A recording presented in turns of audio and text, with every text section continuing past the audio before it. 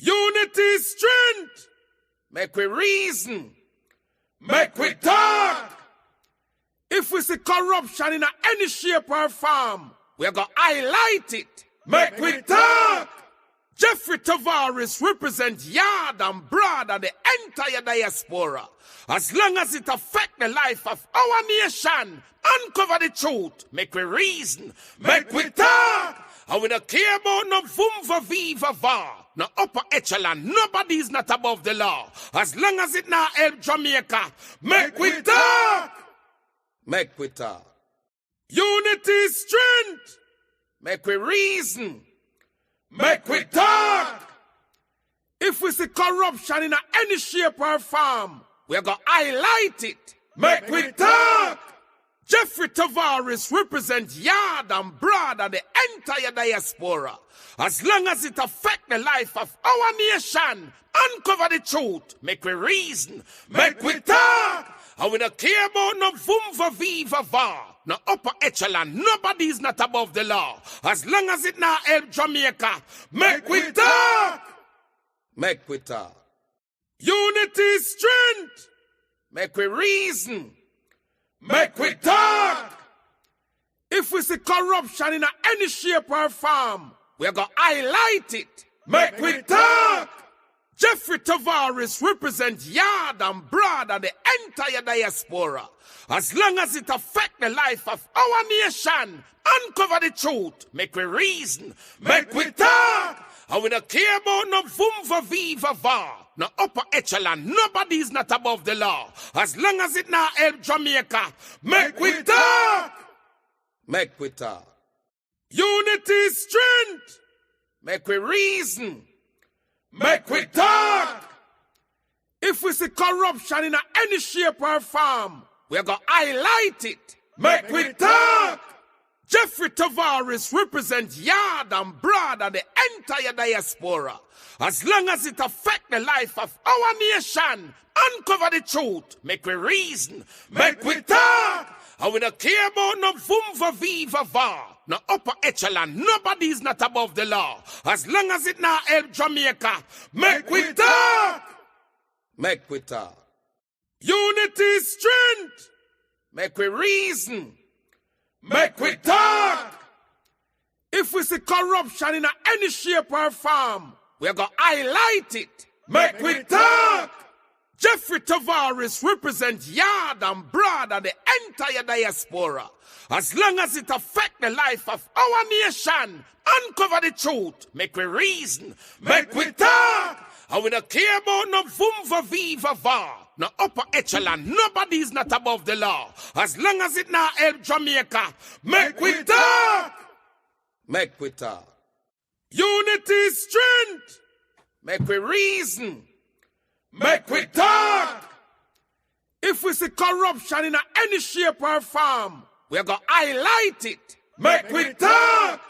Jeffrey Tavares represents yard and broad and the entire diaspora. As long as it affects the life of our nation, uncover the truth, make we reason, make we talk. And we don't care about no vumva viva va, no upper echelon, nobody is not above the law. As long as it not help Jamaica, make we talk. Make we talk. Unity is strength. Make we reason. Make we talk. If we see corruption in any shape or form, we're going to highlight it. Make we talk. Jeffrey Tavares represents yard and broad and the entire diaspora. As long as it affects the life of our nation, uncover the truth, make we reason, make we talk. And we don't care about no vumva viva va, no upper echelon, nobody. Good evening, everyone. Welcome to an edition of the Mek Wi Talk program. It is now 5:56. 5:56. Wherever listening, watching from around the world and the Eastern Caribbean, welcome. It's going to be an exciting evening this evening. My special guest will be Marvin. And I'm pretty much sure you all know Marvin. He's on TikTok. He will be my special guest at 6 o'clock. And at 7 o'clock, my other special guest will be opposition spokesperson on transport, Mr. Mikael Phillips. JUTC is set to lose $7 billion in revenue. And the minister need $2 billion more to buy new school buses. The $1.4 billion is not enough. Darrell Vaz is looking for $2 billion more to go and buy some school buses. We will not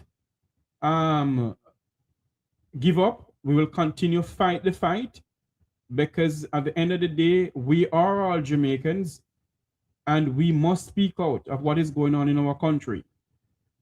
This $2 billion that he's asking for could help in renovating the Savlamar Hospital, or even help to build a brand new hospital for Black River. Things that this could do, they don't see it fit to do it. And as far as I'm concerned, we sit down and we accept what is going on and we do nothing. We say nothing about it. But at the end of the day, it leave up to us in the diaspora to speak out. And for us to speak out, we must continue fight the fight. But Jamaicans at home and abroad, especially in Jamaica, must stand up. Darrell Vaz must not get another red cent of taxpayers' money to go and buy any buses. The $1.4 billion could have bought brand new school buses. This man did not do so. What he did was to go and buy some more dilapidated buses. 50 buses is still missing. $600 and something million is still unaccountable for. Yet the minister need money. Well, this evening we'll be speaking to opposition spokesperson and transport, Mr. Mikael Phillips. He will be our special guest this evening. And we'll be digging deeper and deeper in this. At the end of the day, we as Jamaicans must not put politics in front of this. We must continue to fight. It's not about PNP or JLP. It's not about what they're doing and what they're not doing. It's not about you being die-hearted. It's our tax dollars. The JUTC has been hemorrhaging from a long time now. The Mek Wi Talk program is going to do a research on something and come back to you about JUTC. But at the moment, as we stand by to join our friend from his TikTok page, Marvin is going to come on air with us to speak to us. I hope you all can hear me loud and clear. We will be speaking to him this evening. We'll be speaking to opposition spokesperson and transport, Mr. Mikael Phillips, at 7 o'clock to 8 o'clock. We'll be having him on. Hopefully he can stay on for that from 7 to 7:30. But for now, we're standing by to join our good friend Marvin to come on to speak to us, his views on what is going on in the land of wood and water. Come on, people, share up the live feed. Wherever you are, students, welcome to the program. Share up the live feed, like the live feed, and share it up. Share it up to as many people as you can. We will be speaking to him because we have to burn the fire. We have to burn the fire. And a lot of Jamaicans are burning the fire from all over the globe. We cannot sit down and allow what is going on in our country to continue. We can't. And when you sit and realize that these people not going to face the pans of any law in our country, it hurts. It hurts to know that those who we put to govern us, they pretend that they're speaking for us when they're not. And what happened to the $1.4 billion is a clear indication that something went down. It's a clear indication that something went down. And if we're not getting the justice that we're supposed to get as citizens of this country, what we do, we sit down and we say we can't do nothing. That's what we do. We sit down and say we can't do nothing. And deep down, we can do something. But we don't. we believe we can't do anything. What we do is sit on our verandas and just talk. When the time come around for us to do something, we don't. Either they buy us out or we stay home and don't vote. Is either they buy us out or we stay home and we don't vote. 50 buses unaccountable for $600 and something million cannot be found. And the opposition must ask the minister to come to the parliament and explain to the people of this country, where is that $600 and something million? Where is it? Where is that $600 and something million? We're standing by to join our good friend Marvin. He's going to be on air this evening with us to speak to us his views on what is going on in this country of ours. The Minister of Transport, Darrell Vaz, need to tell the Jamaican people where is the 50 school buses. We can't find that. You still hold the taxpayers of this country $637 million. And you haven't explained to us where that is. You haven't tell us where that is. But yet, you want to have $2 billion more. The JUTC is in crisis. Remember when Air Jamaica was in serious crisis? Now the JUTC is in serious crisis. Until we get Marvin to come on air, we're going to play something here for you. I want you to listen to something here. Because this young lady is a friend of mine. I have her on my program before. I want you to listen to this that she's saying. Just a moment here for me. I can get this thing up here and send it to her. I want you to listen to what this young lady is saying. And she's speaking some truth, you know. Whether we want to believe it, yes or no. This young lady here, let me play this video here with her. I want you to listen to this young lady here. Let me get this thing up here. Share it here, let you see it. There it is.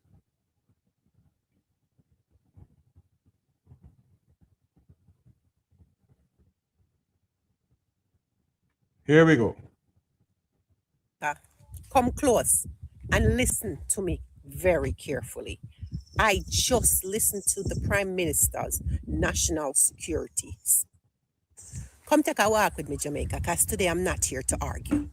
I am not here to shout. Oh. I am here to ask some questions that cut right through the illusion. Because words, Jamaica, are very powerful. Let me break away from this and go to our special guest who is here with us. Marvin, welcome to the program, my good friend. I'm not hearing you. Marvin, I'm not hearing you. Thank you, sir. Yes, I'm hearing you now. Can you hear me now? Doing? Yes, I'm hearing you loud and clear, my good friend. How are you doing? Awesome. Good evening to you and your lovely guests, our viewers. Thank you for having me. It's a pleasure. Yes, my friend. You see what is going on? At 7 o'clock, we're going to have opposition spokesperson on transport, Mikael Phillips, on the program. Okay. Today when I was speaking to you, after I came off the phone, I sat outside. I was doing some stuff, as I told you what I was doing. Right. And something came to me. And what really came to me is this. They are silencing the people of our country one by one. Because our people are not the people that we used to know. Our people are quiet, and it should not be. Marvin, your take on what is going on in Jamaica, your take on Darrell Vaz need $2 billion more to buy school buses when he could have used the $1.4 billion to buy new school buses, but he did. He went to the United States and buy some old dilapidated school buses.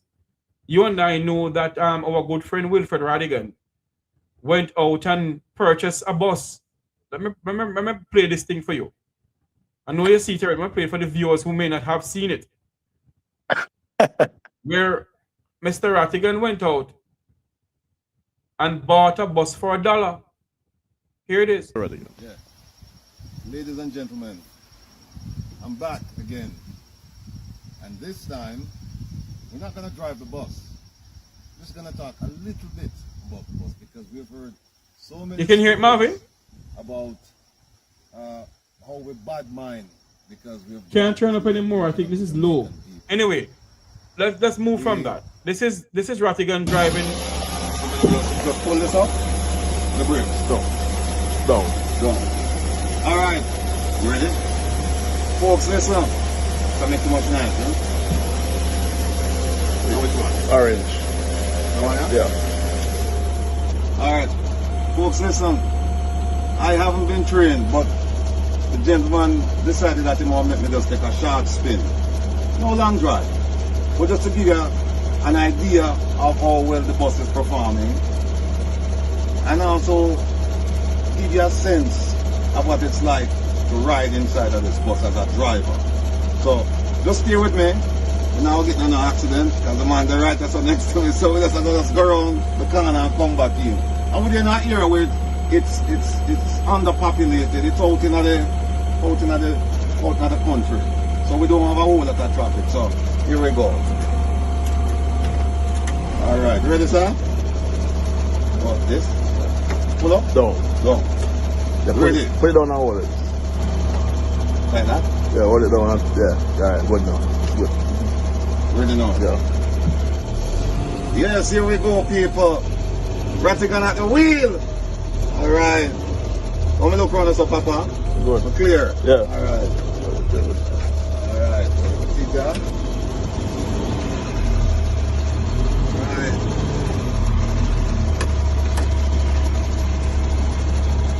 Yes, people. It's the Muppet Show. In the interest of time, Marvin, we get the drift. That Rattigan went and bought a bus for $1. Some of the buses are being sold for $2,000. Some are being sold for $5,000. Okay? We get the drift of that. Right. Last year, when myself and Mr. Rattigan got the invoice, we look on the invoices and the VIN numbers. Some of the VIN numbers that we look at are flatbed trucks, you know. I was trying to find it this evening to put it up again. Are flatbed trucks. Two of them that we saw, the VIN number is flatbed truck. We have been speaking about it from last year, and the minister says nothing about it. Your take now on the minister asking for $2 billion more. Jeffrey,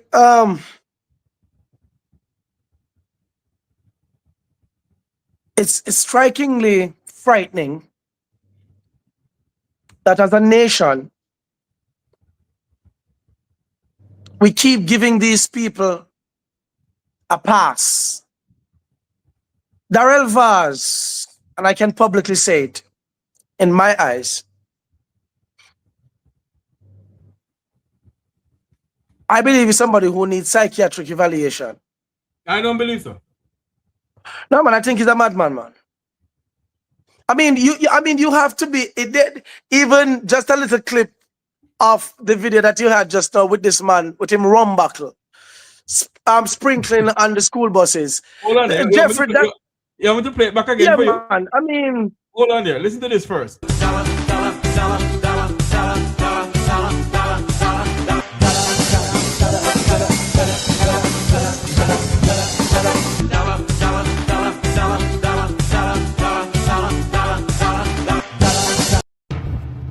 It's the Muppet Show.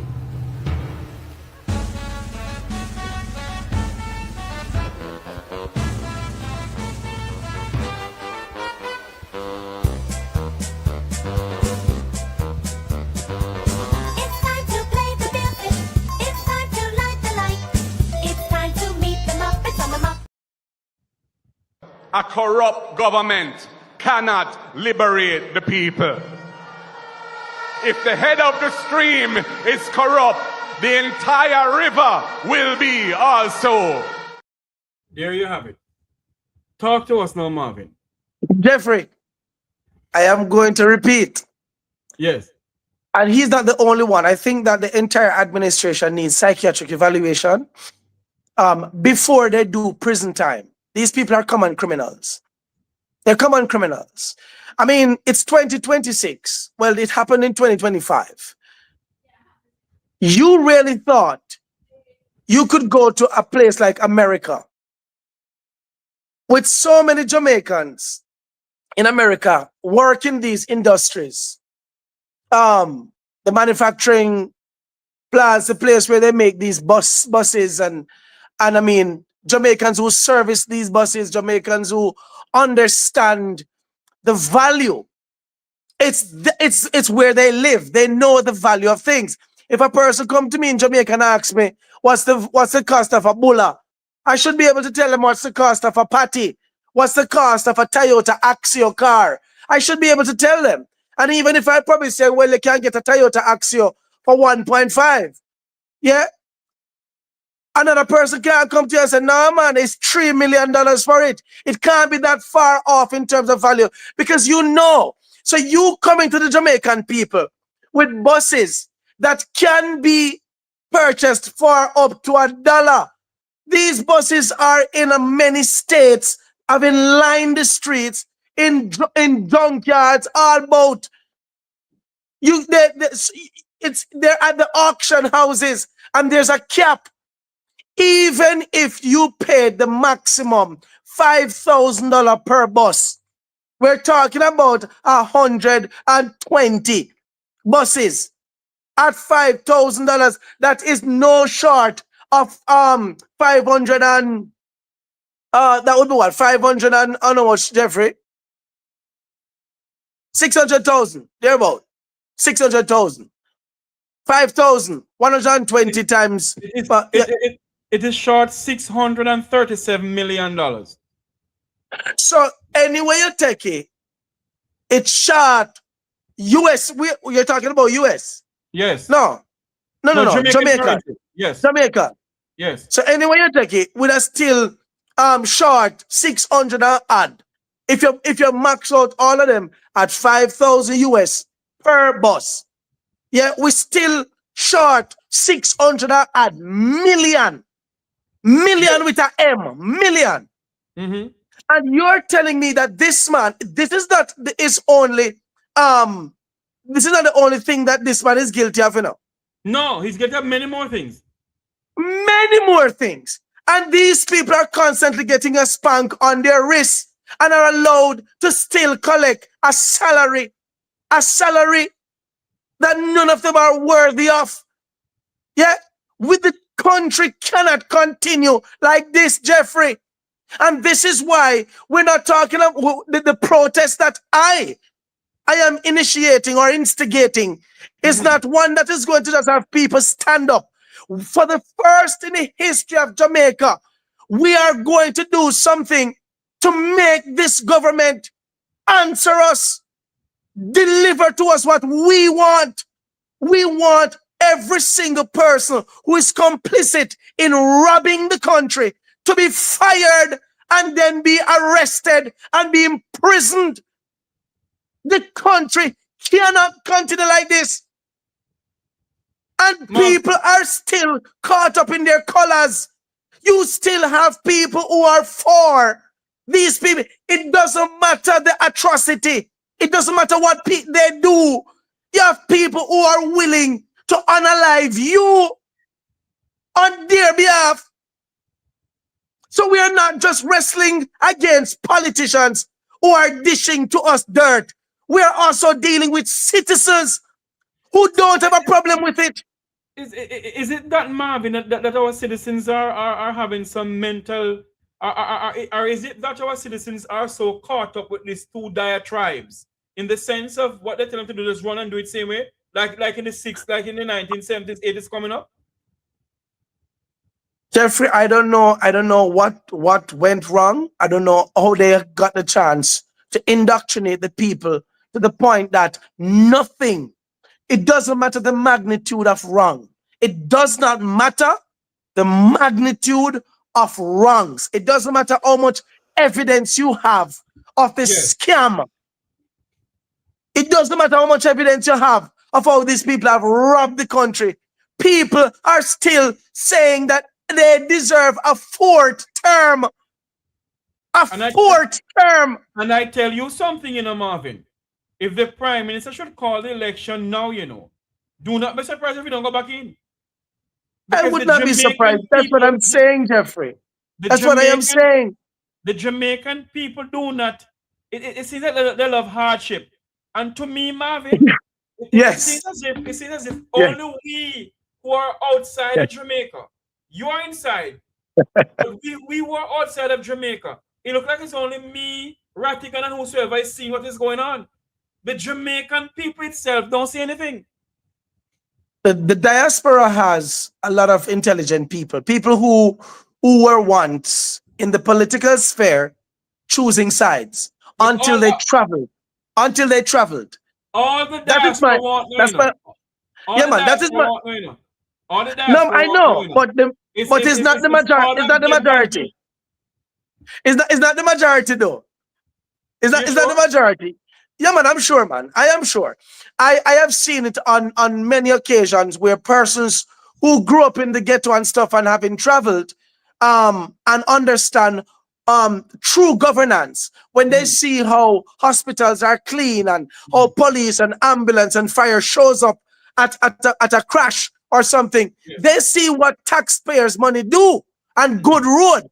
So most of them are like, wow, no man, we're really being cheated. And I am telling you, if you should do the poll, you'd realize that most Jamaicans who have traveled are for a better Jamaica. Yes, true. Let us go back to the whole thing with this bus saga here with Darrell Vaz. Yes. In which modern democracy, Marvin, can you see last year the Jamaican people along with the opposition asked Darrell Vaz to give us the receipt, the invoices of these buses? What he did was on a political platform. On a bad mind, on a go, on a bad mind, on a bad mind. on a dumb, stupid and dark and fool. We call the Jamaican people.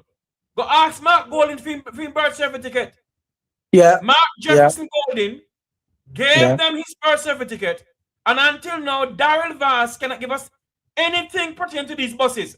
And he's asking the taxpayers of this country for $2 billion more. Tell me something now, Marvin. I'm pretty much sure you knew what went on in Sri Lanka with the Gupta's family, who has milked Sri Lanka. You know what the people of Sri Lanka did? They had enough of the Guptas. What is going on in Jamaica now? There should be an investigation launched into the $1.4 billion school bus scandal. And who must go prison, go prison. But Jamaica don't do those things. We sit back and we allow this nonsense to continue. This minister, what do you think you have to this minister, Marvin? I know we're talking about Darrell. Yes, go ahead. And I understand.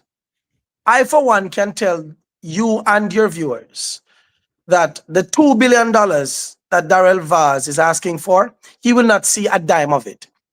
And I can tell the entire world, because I am alive and I am still here in Jamaica.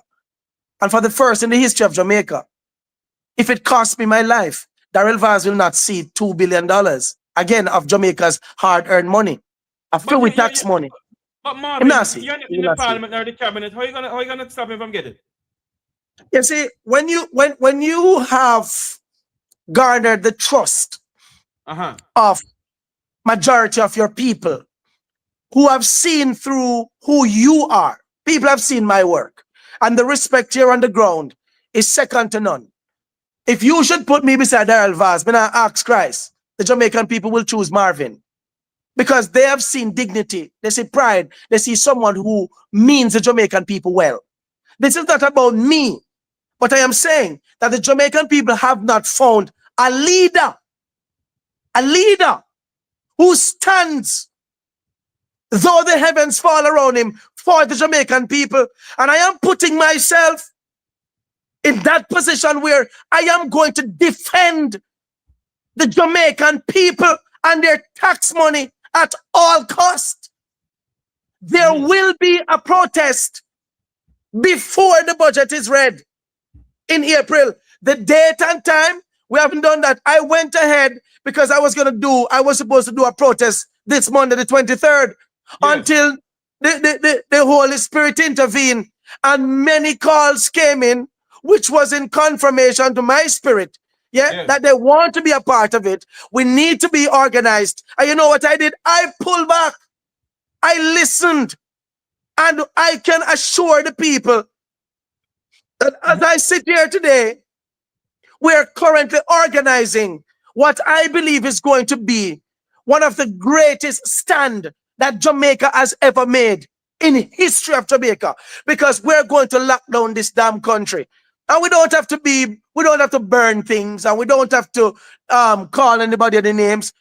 There's simple ways. We simply come together and we're just not going to come out of our house. We're going to lock down ourselves until we get answers. We're not just going to lock it, There are going to be demands. Number one, we need to know who the 12 criminals are.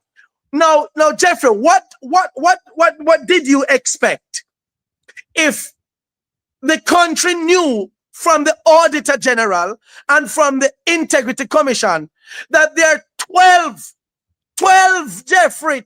politicians who are complicit, who are wanted for illicit enrichment, and the Prime Minister of the country and the so-called legal team put a gag order that we, the citizens who paid their salary, who they work for, cannot know who the 12 people are? So what did we expect when there was an election where the country was voting for people who they are thieves, but we don't know who they are, giving them a second chance? You expect to edit better? More than people to thief? They have to continue stealing because we voted for thieves. We did not stand up to say, listen, the persons who are complicit, who are wanted for illicit enrichment, should not be eligible to be re-elected. The country must know who they are, and they cannot, for the love of God, they cannot be on the ballot box. Jamaicans did not defend that. The opposition, I am disappointed in the opposition. Mark Golding and his entire team should have made that the number one protest, where we are not going to enter a general election until we know who the 12 persons for illicit enrichment are. Because naturally, them getting the chance to be re-elected without us not knowing, you're putting in back 12 more thieves who are going to thief the country money. Yes. And that's what we're having in the education ministry. 104 million unaccounted for. We don't know where it is. The agriculture ministry, 800 million. We don't know where it is. But you know, sorry, you know something? I don't hear Marlon Morgan talking about that at all, Go ahead, Marvin. Go ahead. No, Marlon Morgan was busy in cowboy boots and cowboy hat, showing up at opening ceremony. It became a parade, a fashion show in the eyes of Jamaicans. Yes, you would have thought that the opposition that you employ would really be opposition. And every single day, there are evidence that the two party, I'm sorry to say, but they are the same thing. When I saw Darrell Vaz, who should be behind bars, in the company of Philip Paulwell, opposition spokesperson for energy and all kind of stuff.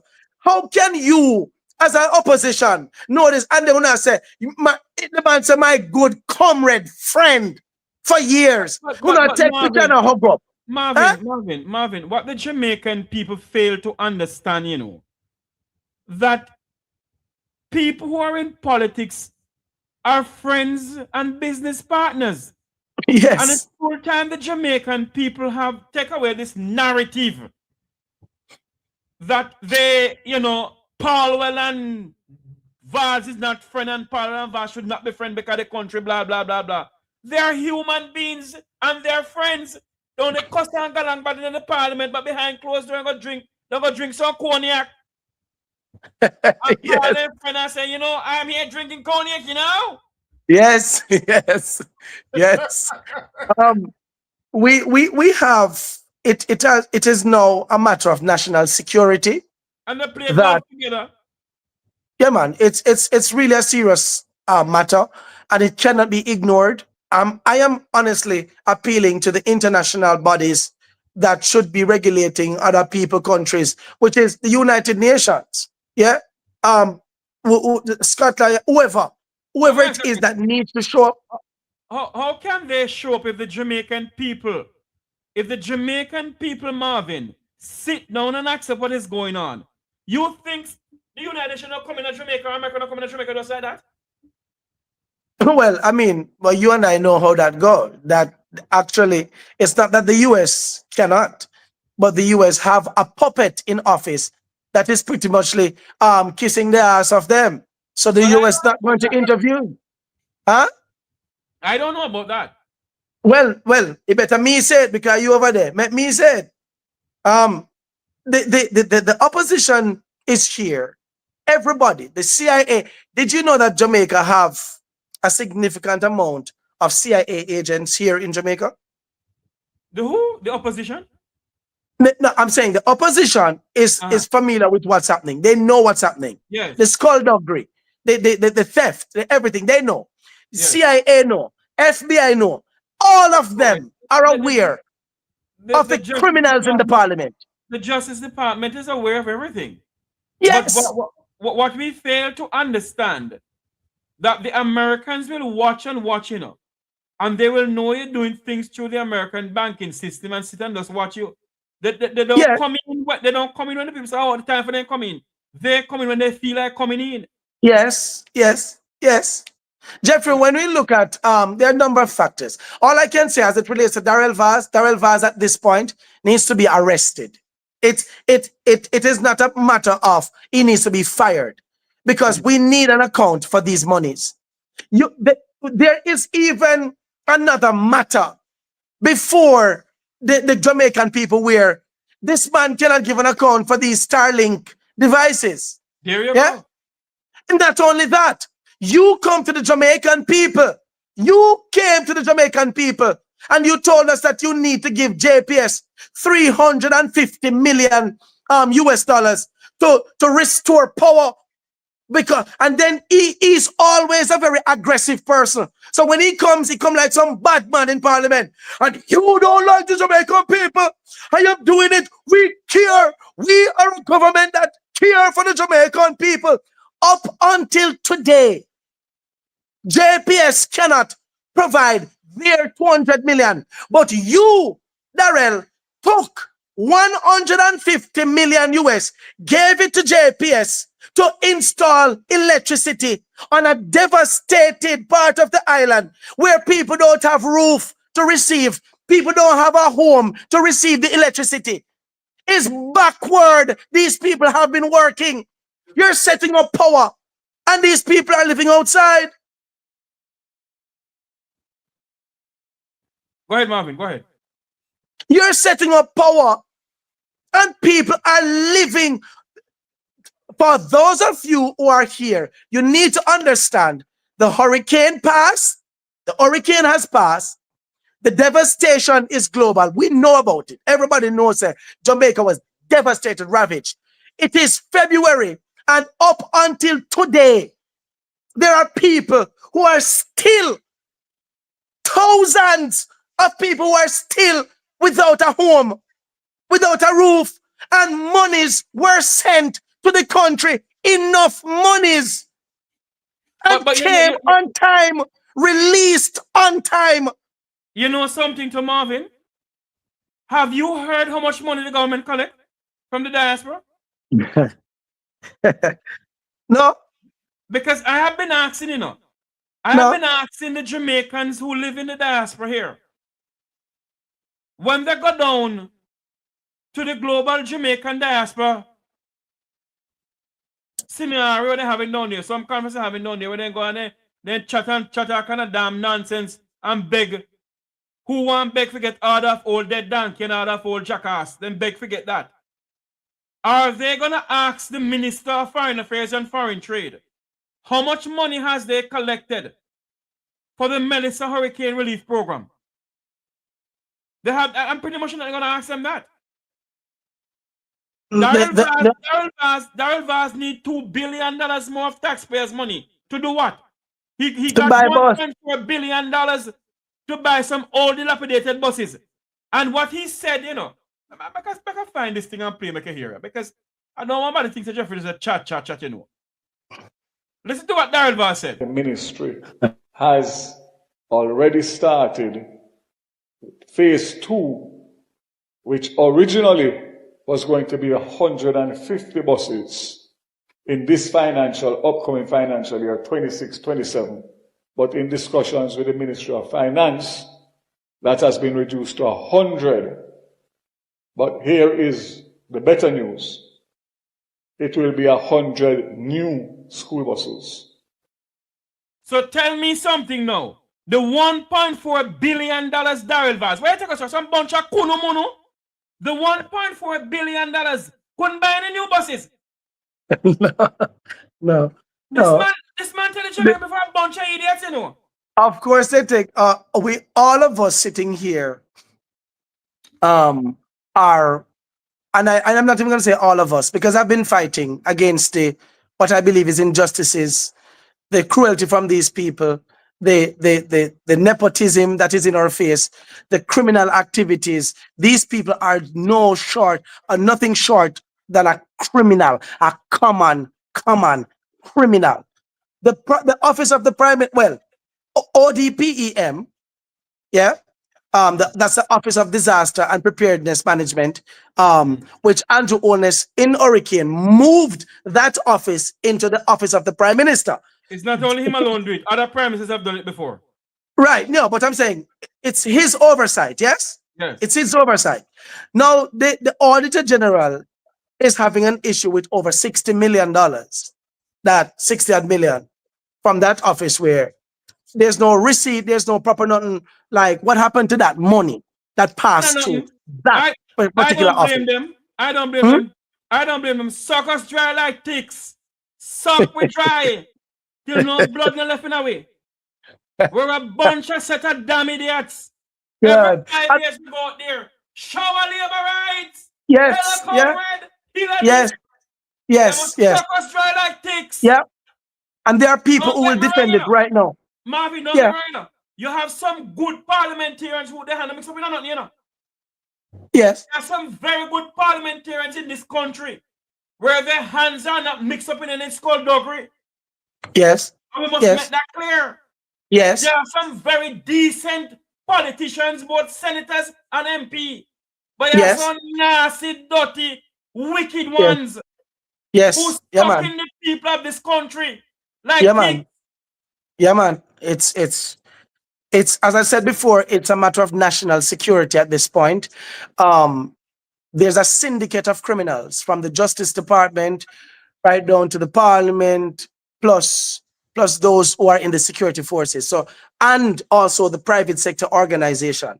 It's a syndicate of criminals.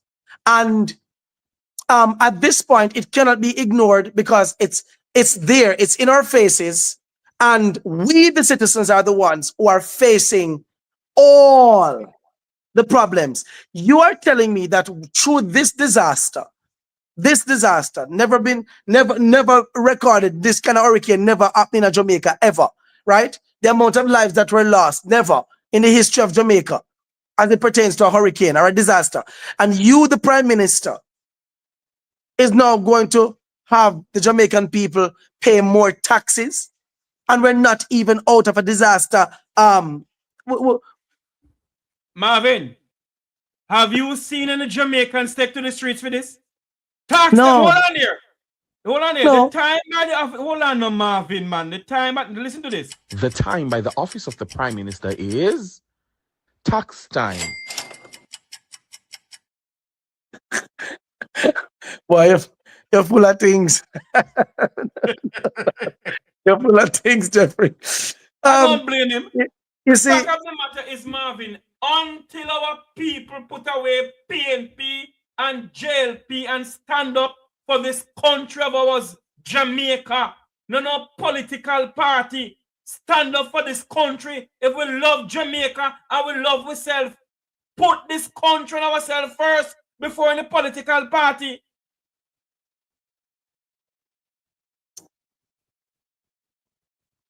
hello? Can you hear me, Jeffrey? Yes, man, I'm here. You hearing me? Yes. Go ahead. Yeah, man. Someone was calling the phone. Oh, Oh. I'm sorry. You see, I'm doing my best here. And I for the first in Jamaica, I feel like I'm getting support. Yes. When I walk in the streets, the elderly, middle class, and young people, all spheres, are giving me the support that I need. And I never wanted to be a politician. That was never my intent. I grew up as a Seventh-day Adventist young man. I mean, just want to go and sing. The GG no Seventh-day Adventist involved in the politics? No, man. In terms of, I grew up, that was never my intention. I like to sing. So I used to always sing. The sing. GG love to sing, you know. The GG love to sing and grow on a name. But the GG is no short of a criminal than all of them. And I can publicly say that. Me can publicly say that. Yeah? King Charles come for GG, you know. No, man. Them can't come because Marvin afraid of nobody. Yeah? It is public knowledge. Yeah, that the GG did what he did before getting in office and left the Adventist people, yeah, in some serious shambles. But that's for another day. And the fact that you want to lock up one man who just pick Aki off of your tree, but ain't nothing about the man. Pick Aki off of your tree. This country is in serious problem, you know. $2 billion Tavares need. Hold on. Hey, listen to me, man. Jeffrey. Hello. We must not come off of Daryl Vaz. Daryl Vaz. But it's not. But Jeffrey. He needs to be called up. Jeffrey, it's not just a Daryl Vaz. It's not just a Daryl Vaz issue, Jeffrey. It's the entire parliament. Let's take into consideration the Ministry of Health. Yes. To the last election, it was said that the Ministry of Health, cannot account for $690 billion. $690 billion. And Dr. Tufton is still the Minister of Health. There were 28 babies who died in 1 month. And Dr. Tufton is still the Minister of Health. Hold on, make a place about the dead baby here. Hold on a minute, I have something about the dead baby between you. Hold on a minute, see there. This government does not care about your health. I hear the spirit of a little baby crying, saying, why didn't the people keep the Labour Party government in? If the Labour Party government was in, I would still be alive. I hear the spirit of the 18 babies that have died because of the incompetence of this government. 18 babies have died. She don't need to pass no law. She don't need to lock up anybody to demonstrate her real care and concern for the children of this nation. All she needs to do is to fire the Minister of Health. And you have not fired Dr. Tufton. And Daryl Vaz need $2 billion of taxpayers' money. Figure do what? And nobody's speaking about it because majority of Jamaicans is embedded with these people. Daryl Vaz must not see a red cent of that $2 billion. He must not get it. It's wickedness going on in this country. Daryl Vaz will not see a dime out of that money. I promise him. And if I fail, if Daryl Vaz gets that $2 billion, I will remove myself from Jamaica. I'm going to spend some time with the pitney them and be done with this. And I'm very serious.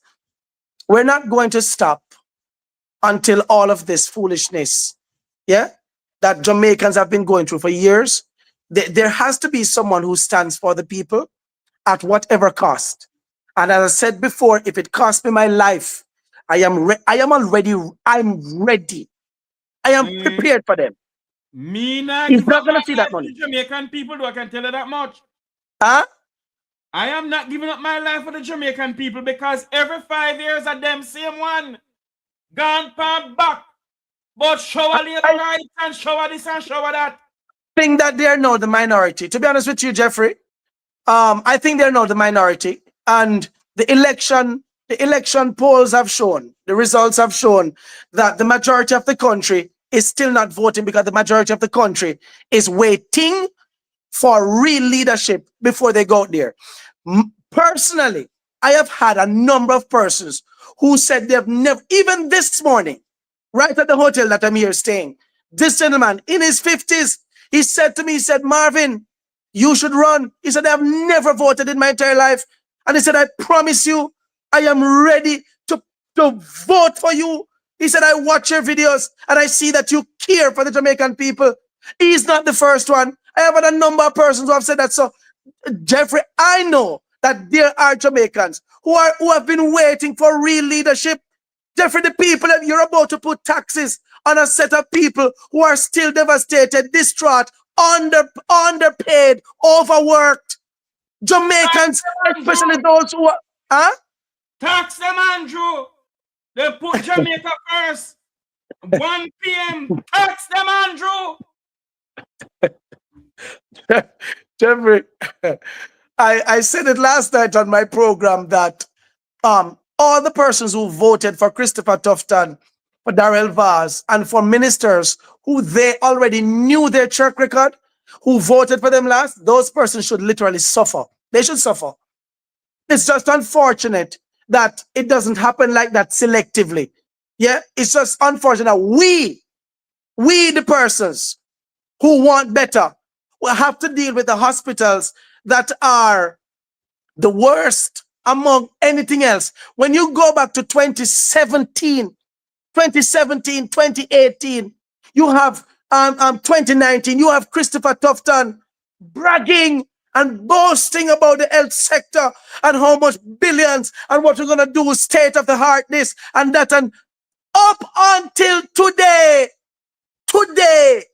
nothing to deliver where that is concerned. I did some quick Google research this morning. These people could have gotten a brand new piece of land, and the monies that have already been wasted trying to freshen up all these other hospitals could have given us brand new state-of-the-art hospital with over 1,000 beds.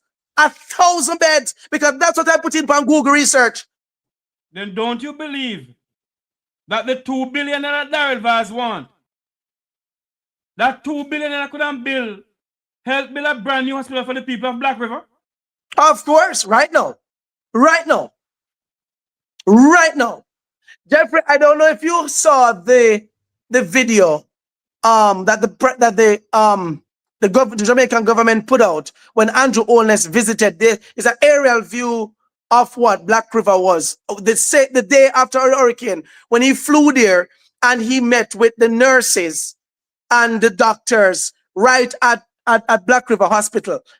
This morning I did another look at it, and I gave it another look, and I can still hear the nurses and doctors talking about how they don't even know if their family members are alive because they stayed the night, with patients. Did you know that those nurses and doctors did not get pay before the hurricane? I know. They did not get any pay because there was no money to pay them. I got a call about 3 days before the hurricane hit.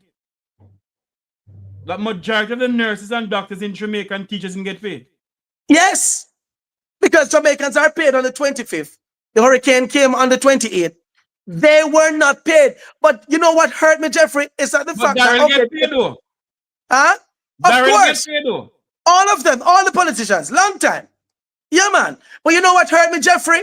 And to the viewers, you know where the hurt came? And I look back at it this morning, that Andrew Holness was there on the ground, saw the rubble, saw the devastation, and all went 2 months after the hurricane, your PR people came out and told the Jamaican people that no money, none of the relief money has yet been spent. None of it has been spent, and you saw the devastation. You heard the cries of the nurses and the doctors telling you that we don't even know if our family members are alive. As a prime minister, that should have been a priority of yours to find out where Nurse Jackson's relatives are. Fly a copter, go over there, where Dr. Smith's relatives are, because these were our frontline workers He said not have enough. who saved lives. He said not have enough helicopter. Sorry? He said not have enough helicopter. Let me tell you something. Whether we like it or not, I am literally giving promotion for Up Jamaica. You know Up Jamaica with Howard McDonald. You probably would have met Howard. Yes, I know. Yeah, man. And Up Jamaica has a constitution, brand new constitution, and we have to do is to make ourselves available. I am a proud founding member, one of the founding members of Up Jamaica. We are registered with the company's office here in Jamaica, and I am saying this to the Jamaican people, that there's a third option, an option that is going to be different, where there will be land for the landless. People like Darrell Vaz and others must be held accountable. Anybody, different laws finally setting precedents for the country to move forward. I am going to use this opportunity to tell your audience that I personally have done a video to tell the Jamaican government, you don't need no new taxes, because there are things you can do. Let me give you 2 of them before we run out of time. One, the 4.2 million people, 4.2 million people visits the shores of Jamaica. Because people are going to say, boy, man, you don't want to run. What are your solutions? How are you going to generate revenue for the country? Let me go to one. Jeffrey, 4.2 million people, all we have to do is impose a visa fee. Visa charge, because people come here for free. They come to Jamaica for free. Even if a half of that amount decides that we're not paying any visa fee to go to Jamaica, right? The country could still generate up to $200 billion. You can do the maths for yourself, people. You can do the math for yourself. All we had to do is to do what is called a reciprocal visa charge. So America is charging us $435 US to apply for their visa. 3 million Americans come to Jamaica. Do the math, Jeffrey, of do the maths, please, so your audience can know. I don't know, joke thing me at about. So if we should have 3 million Americans who come here times 435 for the US, how much I get, Jeffrey? Come, let's do the maths quickly, make your people know. Say, I know. Huh? Me have one. Hold on. Don't move. We're not going to move. We're going to say good afternoon. We're going to say good afternoon to all those who are watching us from around the world in the Eastern Caribbean. At 7 o'clock, we're going to have opposition spokesperson and transport, Mr. Mikael Phillips, will be our special guest. I want to say good afternoon to our good friend, Wilfred Samuel Rattigan, who I know is watching us. Good afternoon to you, sir. That's 1 million. How much that? 1.3 million? 1.3. Well, I know. So that's 3 million times 435 US for the 3 million. 3 million representing the Americans who come here. Times the 4 reciprocal visa charge. This is just a suggestion, of how the country could generate revenue, because we are under disaster. We don't have no money. We're not producing anything. So if we should go that route, we would generate 1.305 billion US. And these visas would only last for 6 months. 6 months. So we would get 1.3 billion US times 160, which is for the Jamaican equivalent to the US dollar. See it there. See it here, Jeffrey. See it here to your audience. See it here. $208 billion every 6 months. Jamaica going to make. That is just from the Americans coming here. And if half of that amount of people decide that them now come to Jamaica, which would be, so we'd have left with 1.5 million coming and paying that, we would still make $104 billion every 6 months. You know what that would do, Jeffrey? Yeah. Go ahead. Aren't we paying departure tax already? Jeffrey, you see the little man over. You see the little man there when you're Ed Bartlett from over the tourism sector. There is no sector in the government ministry that is without skullduggery. There's no sector. Hold on. There's none. Before we go there, sir, answer this question. Aren't we already paying departure taxes? We're paying a lot of taxes, not just departure taxes. A lot of taxes in the tourism sector. So the thing that you brought to us a while ago, pertaining to the visa and so forth. Yes. How much money? You have any idea how much money we generate from departure tax? No, I don't. No, I mean, I don't even think the country knows. It's whatever they tell us. It's whatever they tell us. I don't know. All I know is that this is now a new avenue of how Jamaica could generate that money and relieve the country of this new burden that you're about to put on them. With this kind of money, Jeffrey, Jamaicans could see a reduction in taxes because this is an everyday occurrence, every year occurrence. Every year, this money is certain because Jamaica is a brand. Look at the murder rate in Jamaica, and visitors are still coming. We're a brand. All you need are people to market the product and stop having tourists. As a matter of fact, if I am in Parliament, we would not have 3 million Americans coming. We'll probably have 10 million because we're not going to keep tourism on the outskirts of Jamaica. We make the entire island tourist worthy. Tear down the zinc fences them in the ghetto. Build up proper structures. Build up new roads and stuff because when tourists come to Jamaica, they don't just want to sit in no hotel. They don't want to sit down in no hotel. These people want to experience the island. The last one for you, Jeffrey. Jamaica have in their waters the bluefin tuna. The yellowfin tuna, which is a rare tuna that they use for sushi and sashimi. Do the research. It is bred in the Jamaican waters. Bred in the Jamaican waters. It is a very expensive fish. Jamaica could have been making billions of US dollars from that. Instead, the Jamaican government knows for a fact that people from America and Asia come into our water and fish that special fish out for free and gone. So there are money, there are things happening around us that the country could have generated real revenue. And you know, have to put this pressure upon the people, them. Marvin, let me say something to you. You and I could be on this program and another program, Reason Ratigan program, and talk to be blue in the face. If the Jamaican people, Marvin, do not stand up like Nanny of the Maroon and a Marcus Garvey and say enough is enough, you don't hear one single Jamaican come out and talk about the high taxes. You don't hear one single Jamaican come out and say, okay, Darrell Vance must get $2 billion more because he cannot tell the Jamaican people what he has done with the $1.4 billion. 50 school buses is still missing. Still missing. Oh, that part. That part. Is it not counted before? That part. Huh? Go ahead. That part. We forgot to say that part. That the 50 buses still not there.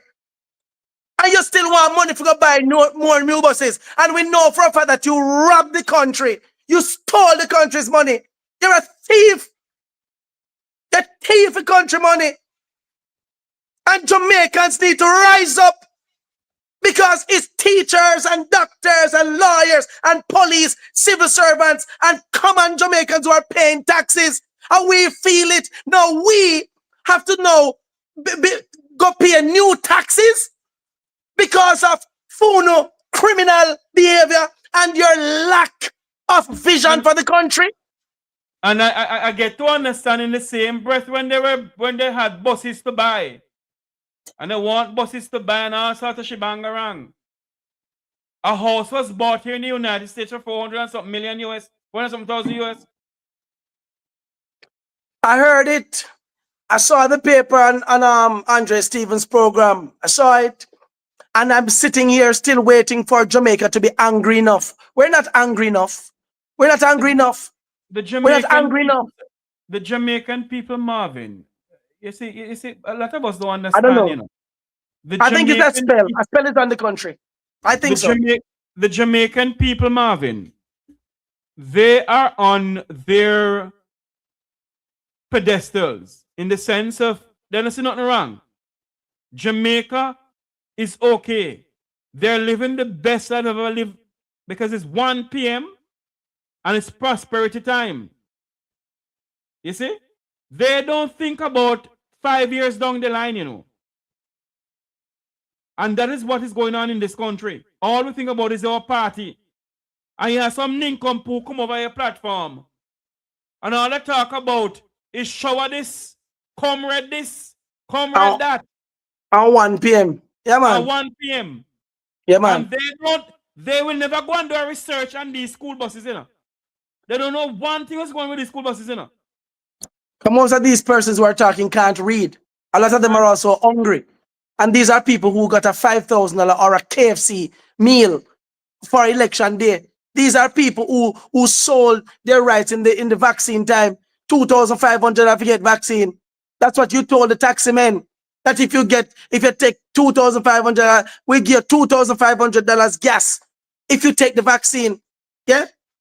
The same Christopher Tufton told his constituents, if you want water, this community had no water. The man said, if you want water, take the vaccine.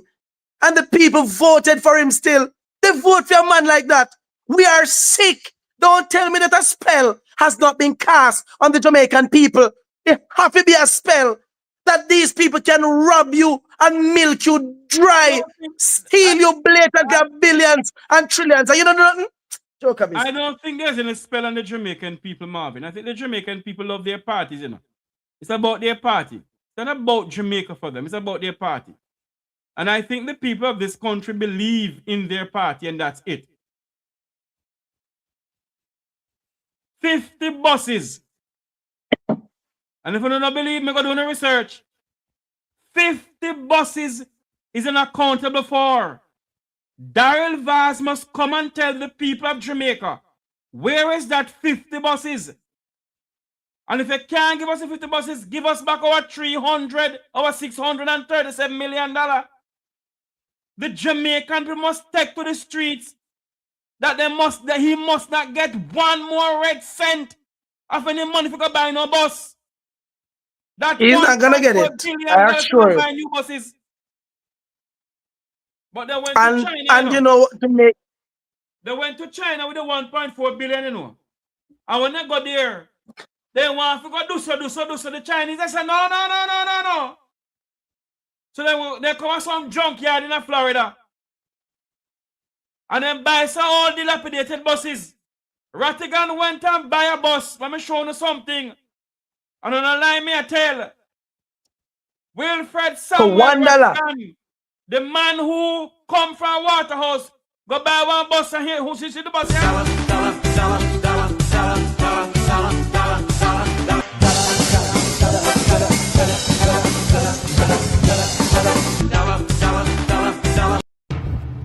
It's the Muppet Show!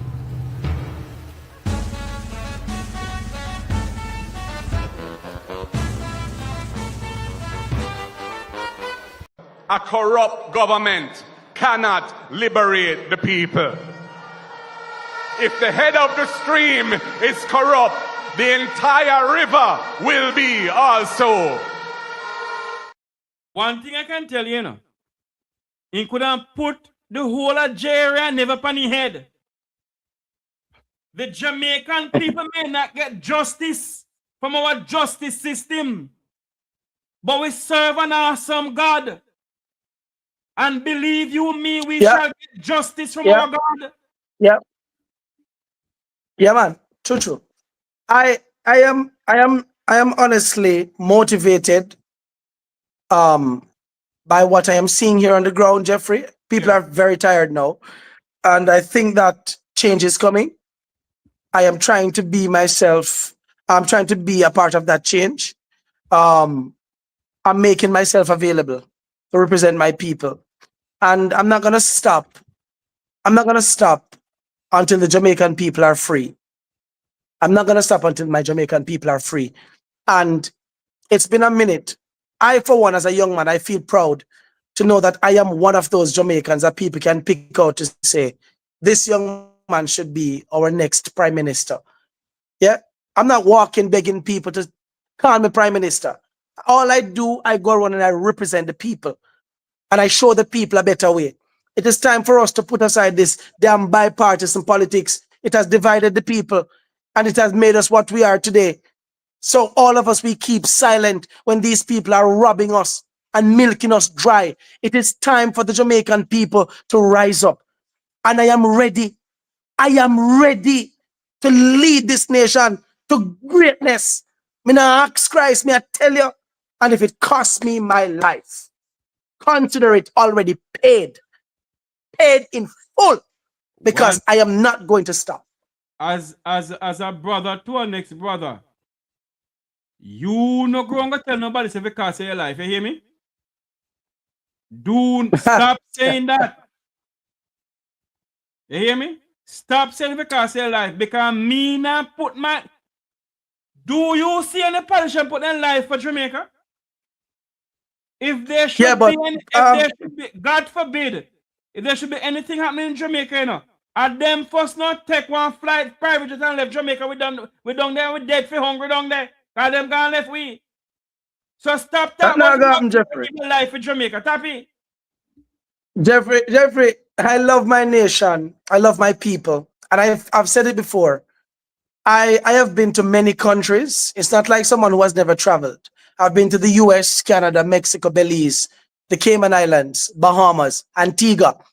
I still choose Jamaica. Yeah? And that's not going to change. Me choose my country. This is where I am first class citizen. My children are going to grow up, yes, sir. Right, yes, sir. My family, yes, sir, we born and grow, we play stocky and gun war and enjoy life and sit on the mango tree and eat and pick a jelly and yam and play domino and talk with patwa comfortable. This a few yard. Tell us about the march. This a few yard and they're going to defend it. Tell us about the march is supposed to have because we're standing by to join opposition Mikael. Mikael Phillips. I'm seeing him as yet. As soon as when just continue talking and when you come, you can go. Tell us about your the march you're supposed to have. So the march was supposed to have been on Monday, the 23rd, but I canceled that. As I said before, that a number of persons showed up yesterday morning. It just divinely happened. I didn't go out searching. Persons just started to call who were very concerned and wanted to be a part of literally staging a protest in this country that is going to be unprecedented. So these persons are persons who are aligned to various groups, and they are like presidents for associations, union presidents and stuff who wants to be a part of this because they themselves are also tired. They understand the need for this protest. And this is going to happen before. We want to stage this long before the budget because, as I said before, Darrell Vaz will not see that 2 billion. The country needs to know. Hold on there. You keep on saying you keep on saying he'll never see that 2 billion. How are you gonna stop him from getting that 2 billion? And this is where us taking an unprecedented stand. Jeffrey, I don't know what it will look like, but we're planning. We're planning an all-island protest. Yes. We don't plan to be violent. An all-island demonstration. Yeah? We are tired of a lot of things, and I believe that the way forward, with the help of the diaspora and well-thinking Jamaicans, we can accomplish this. We can accomplish this. What do you want the diaspora to do? I mean, just to support. Them can call home. They keep sending the money to their family. Call home and tell them, say, we don't need to stick to this march. We need the support, the encouragement. And there's not much you can do from over there. But you can make a phone call to your family who you send money back home to and say, listen to me. If you don't stand with Marvin with this protest, don't call back up here for another dollar. No call for another dollar. Because the diaspora is the second contributors as it relates to remittance to this country. You have a say. Uno have a say. Or when Uno talk, tell them, listen to Marvin. Listen to the group that is standing up for justice because Uno in a foreign can't do nothing. Yeah? And I'm going to say this to everybody. You have to find people who love the country more than money, who love the country more than color. Jeffrey, this is, you know how many of you in overseas in the diaspora want to come back home? You know how much Jamaicans we talk to with our foreigners and Marvin. We really want to come back home, tired of the cold.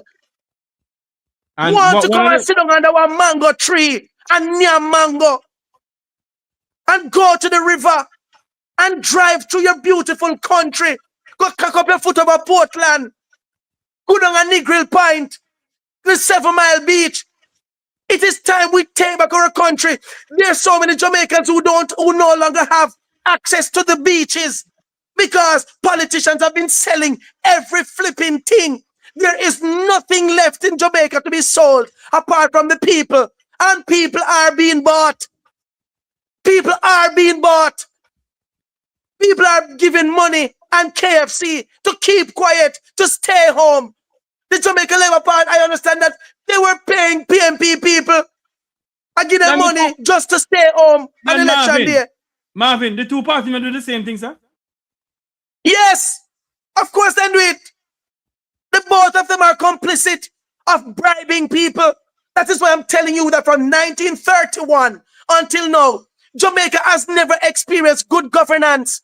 We have seen one or two good political people. But in terms of the entire, the wholesomeness of a political party, we have not seen a wholesome government who has given the Jamaican people good governance. And we're constantly divided. So it has to change, Jeffrey. And I believe with my heart that I am capable of delivering the change that Jamaica needs. Does the Jamaican people need, but Marvin, does the Jamaican people need any changes? Yeah, man, Jeffrey, there are people who need changes, man. There are people, Jeffrey, who are crying out. I am on the grounds, and I'm telling you, Jeffrey, I am on the grounds. You have labor rights who are fed up of them. You have PMP fed up. You have independents fed up. There are enough people to create the change. I refuse to believe that it is the majority. I refuse. It doesn't matter where in Jamaica you go and you open your mouth and speak about what is happening on in the country with the injustices. You instantly have one or two people within the same realm join you in the conversation and agreeing with you. Senior citizens, ghetto youths, middle class, middle age, all sphere of the country. Every group is upset and annoyed. Hold on for me, Marvin. You want to agree with me, yes, sir? Let me tell you something. And I don't care if nobody want to come back on my program. The two political parties in Jamaica from 1962 or 1932 or whatever have been bribing the people of this country to vote for them. So they can't tell me nonsense. Yes, it is true. It is true. And it does, and I see the person saying context matters. Yes, we have seen with the Jamaica Labour Party currently that they're on another level as it relates to the theft. Yeah, then they're on another level. But in terms of bribery and all the skullduggery and the games, the gimmicks, the annunciaism, both parties played. We're not here to say which one got a 10 and which one got a 5. It doesn't negate the fact that the both of them have contributed to where this country is.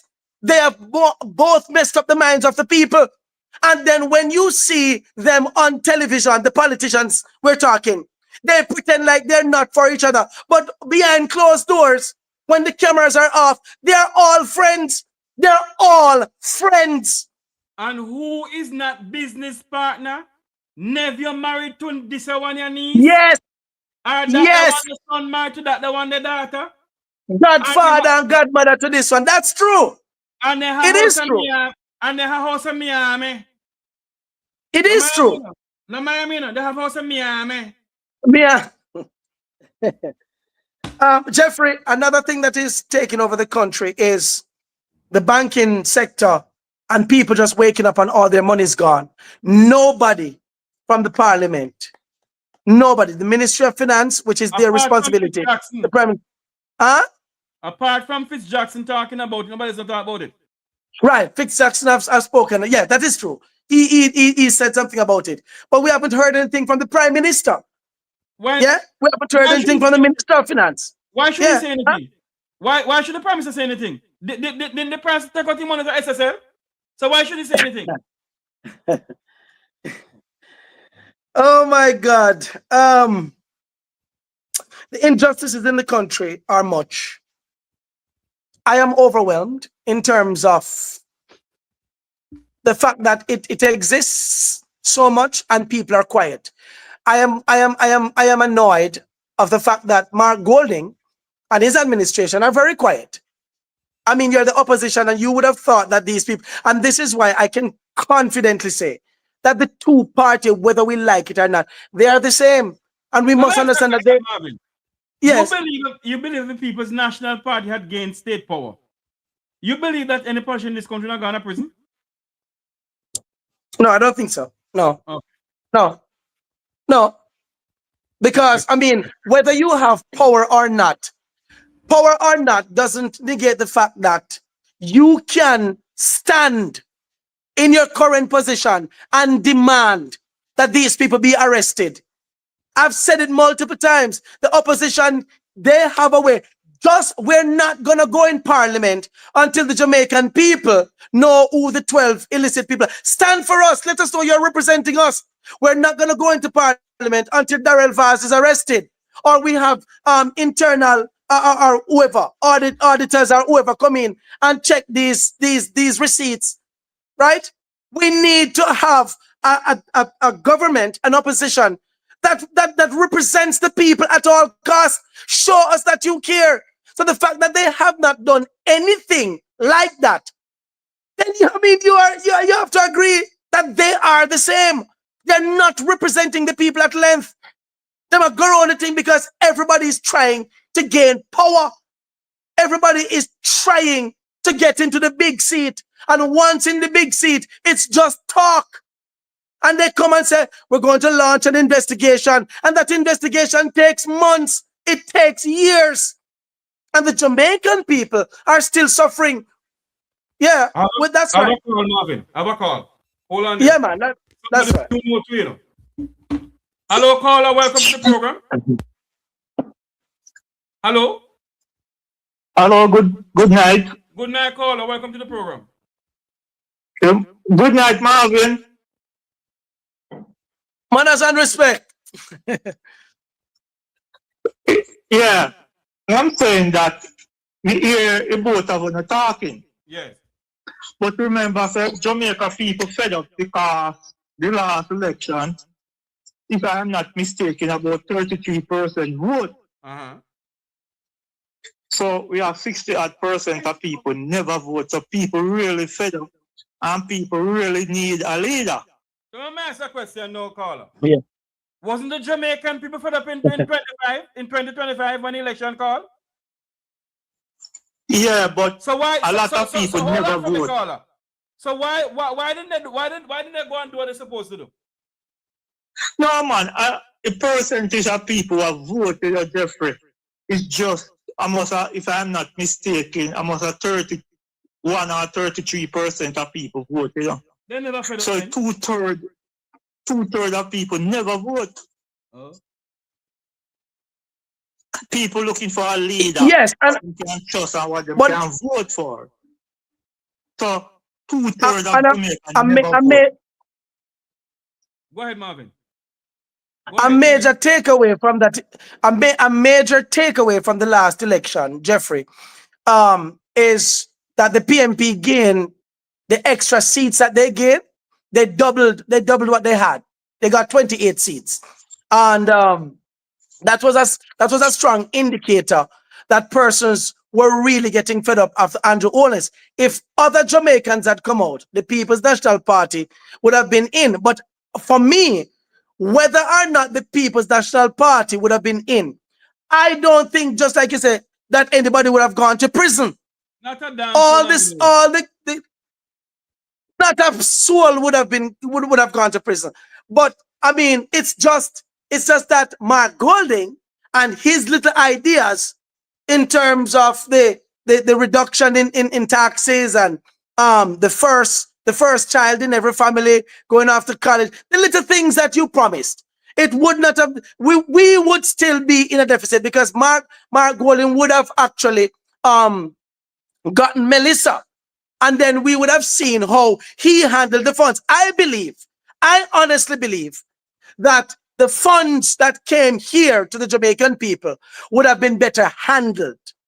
That's what I am saying. Yes. That's my personal opinion. Yes. I believe that the People's National Party, with the handling of the Hurricane Melissa funds, would have done a better job, and we would have seen a faster recovery. I don't think we break out of leptospirosis and stuff and lives lost would have been as it is. Even now, the Jamaican Labour Party government is still holding on to hundreds of billions of dollars from the monies received. Caller, you still there with us? Yeah, yes. I get to understand, that there's a little wrangle and tangle going on in the cabinet of Jamaica pertaining to the Melissa money.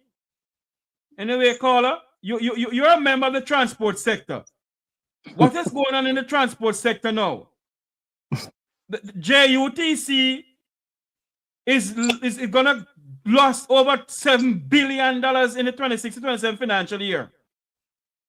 And they're pumping more of taxpayers' money to JUTC.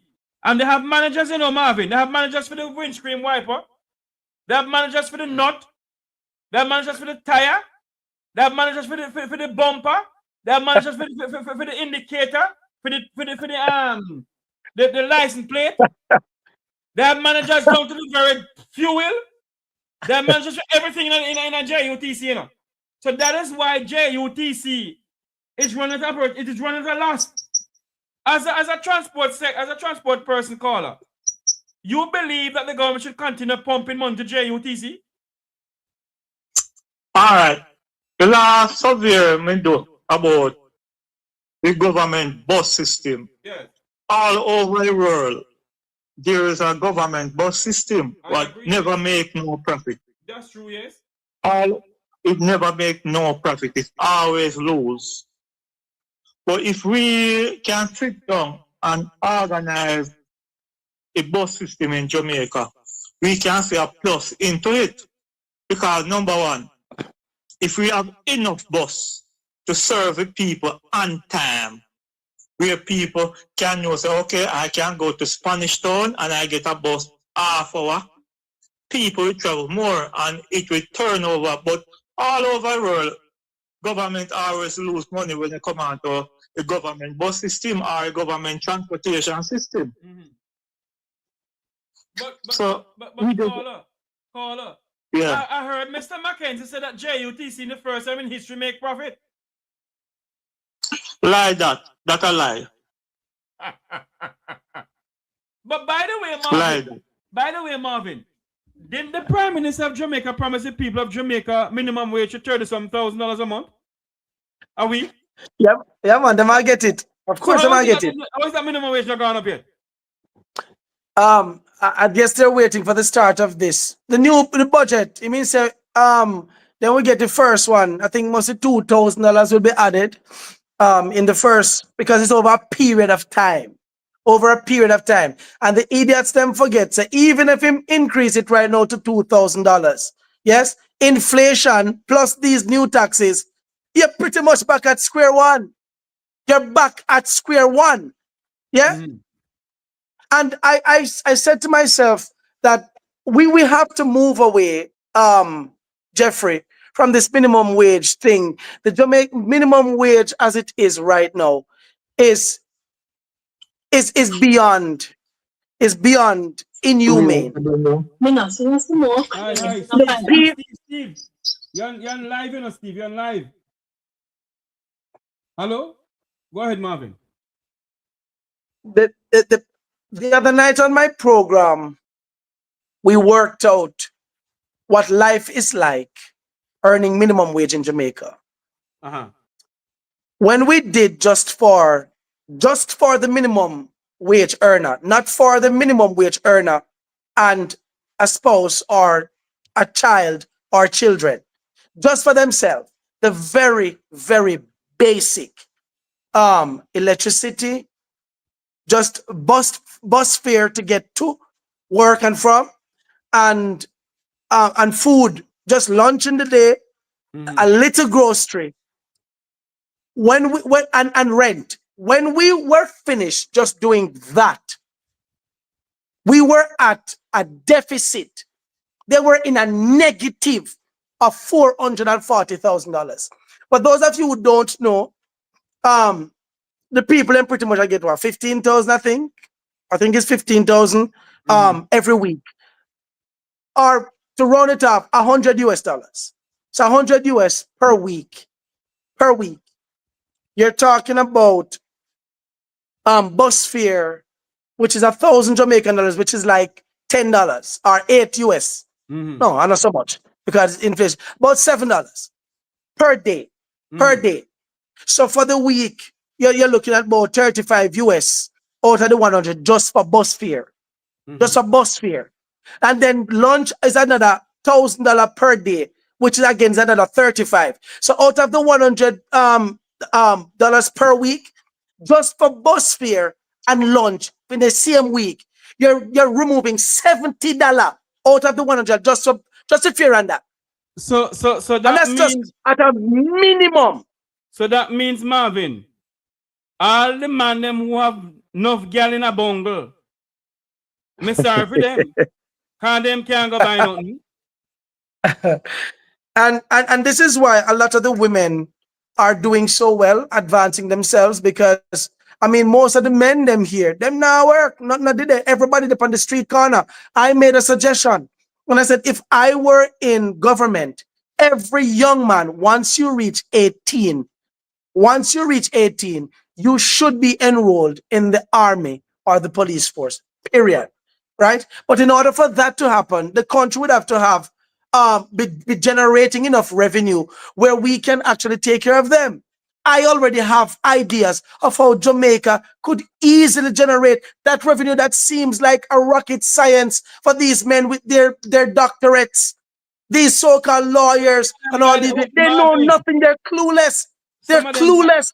Some of them buy the doctor for $3,000, you know. Yes. And I mean, but Jeffrey, it is the truth. Because when you think about it, why is it we don't have thinkers in the parliament?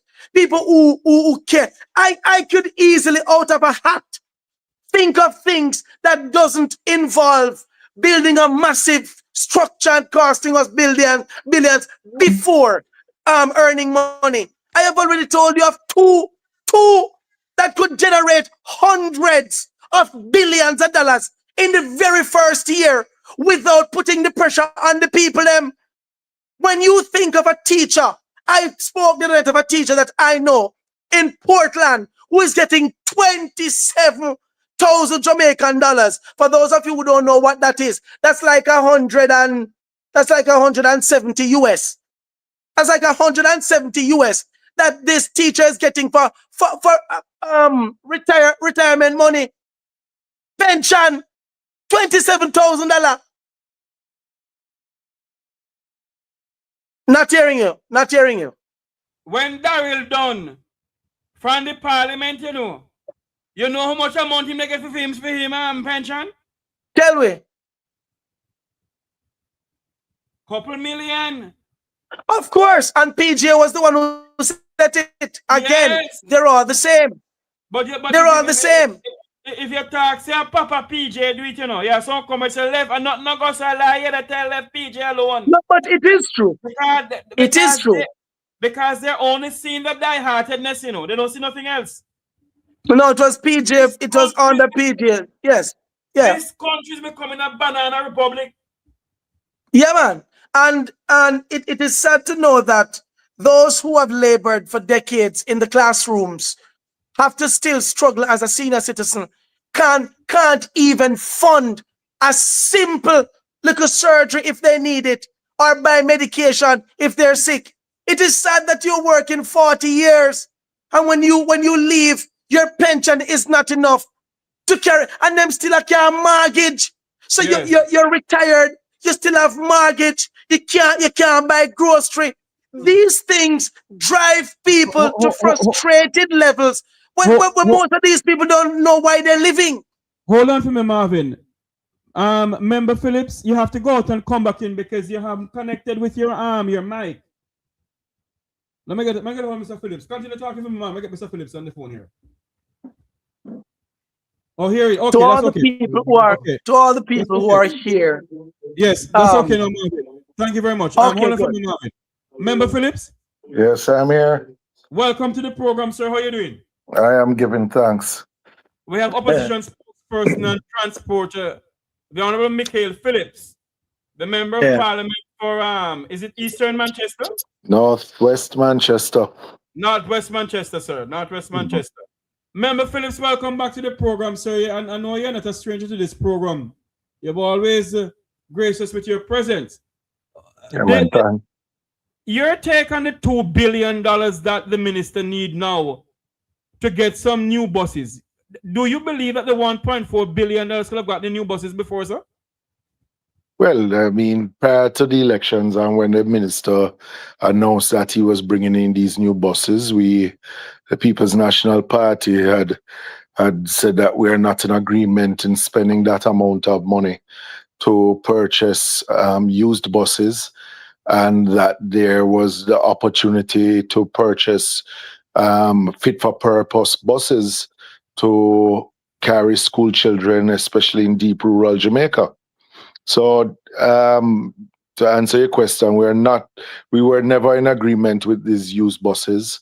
We do agree that there needs to be a school bus system for our students.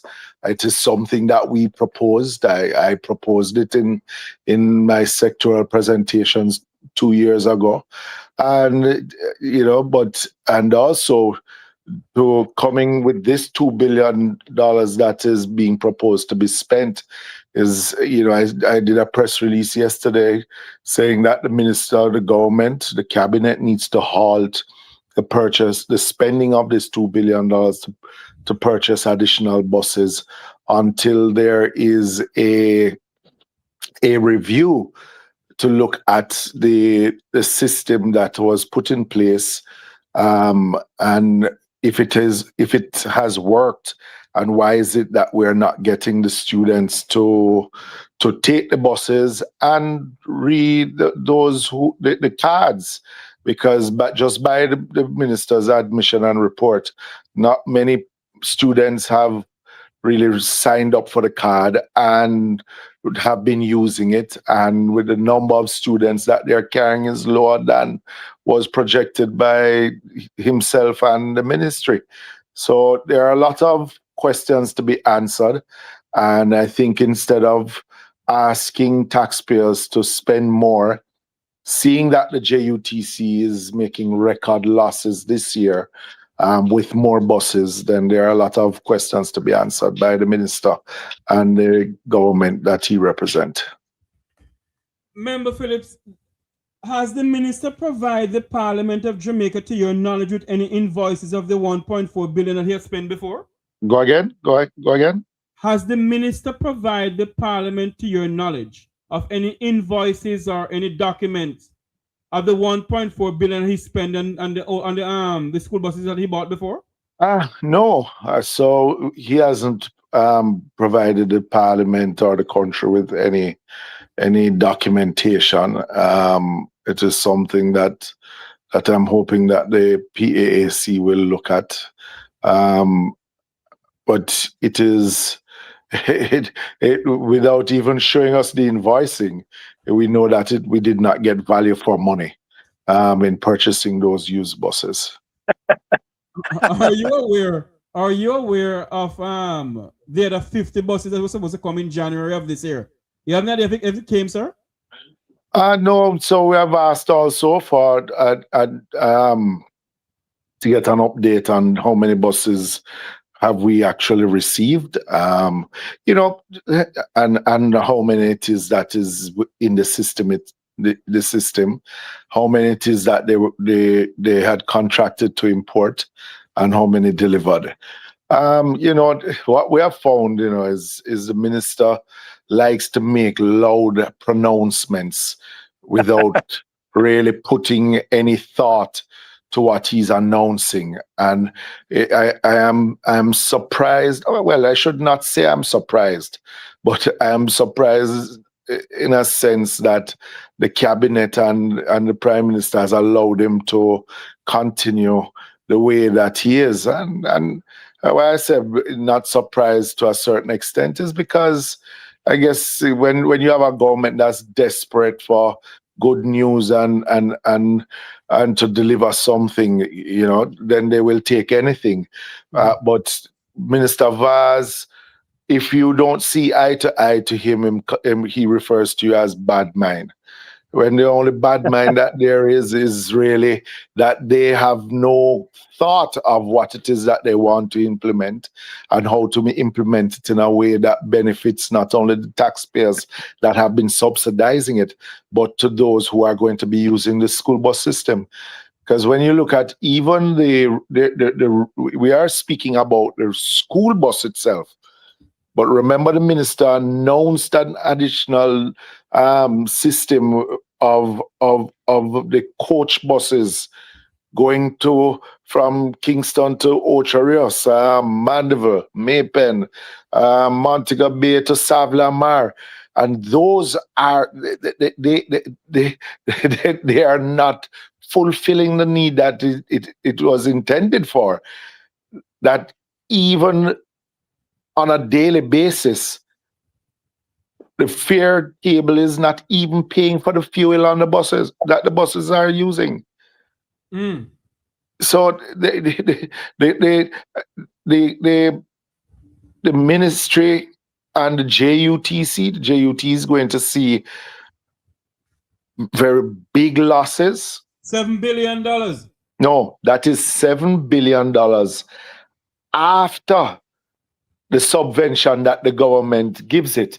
What you need to look at is the losses before the subvention, which is going to be about $18 billion. My God. My God. My God. Look here. How government do their calculation, is that they add the subvention as a revenue. That's how they add it, as if it was a revenue. The subvention is like you going to the bank and asking the bank for a loan. You have to put that as a debt. You can't put it as revenue because you never did earn it. So if you're ready to take out the subvention, the losses, the operational losses is going to be in the region of about $18 billion. So Member Phillips, I have with me here my good friend Marvin. And I know he's going to ask a question pretty, but I have asked this question, Member Phillips. Let's go back to the school bus thing here. We haven't seen the 50 buses.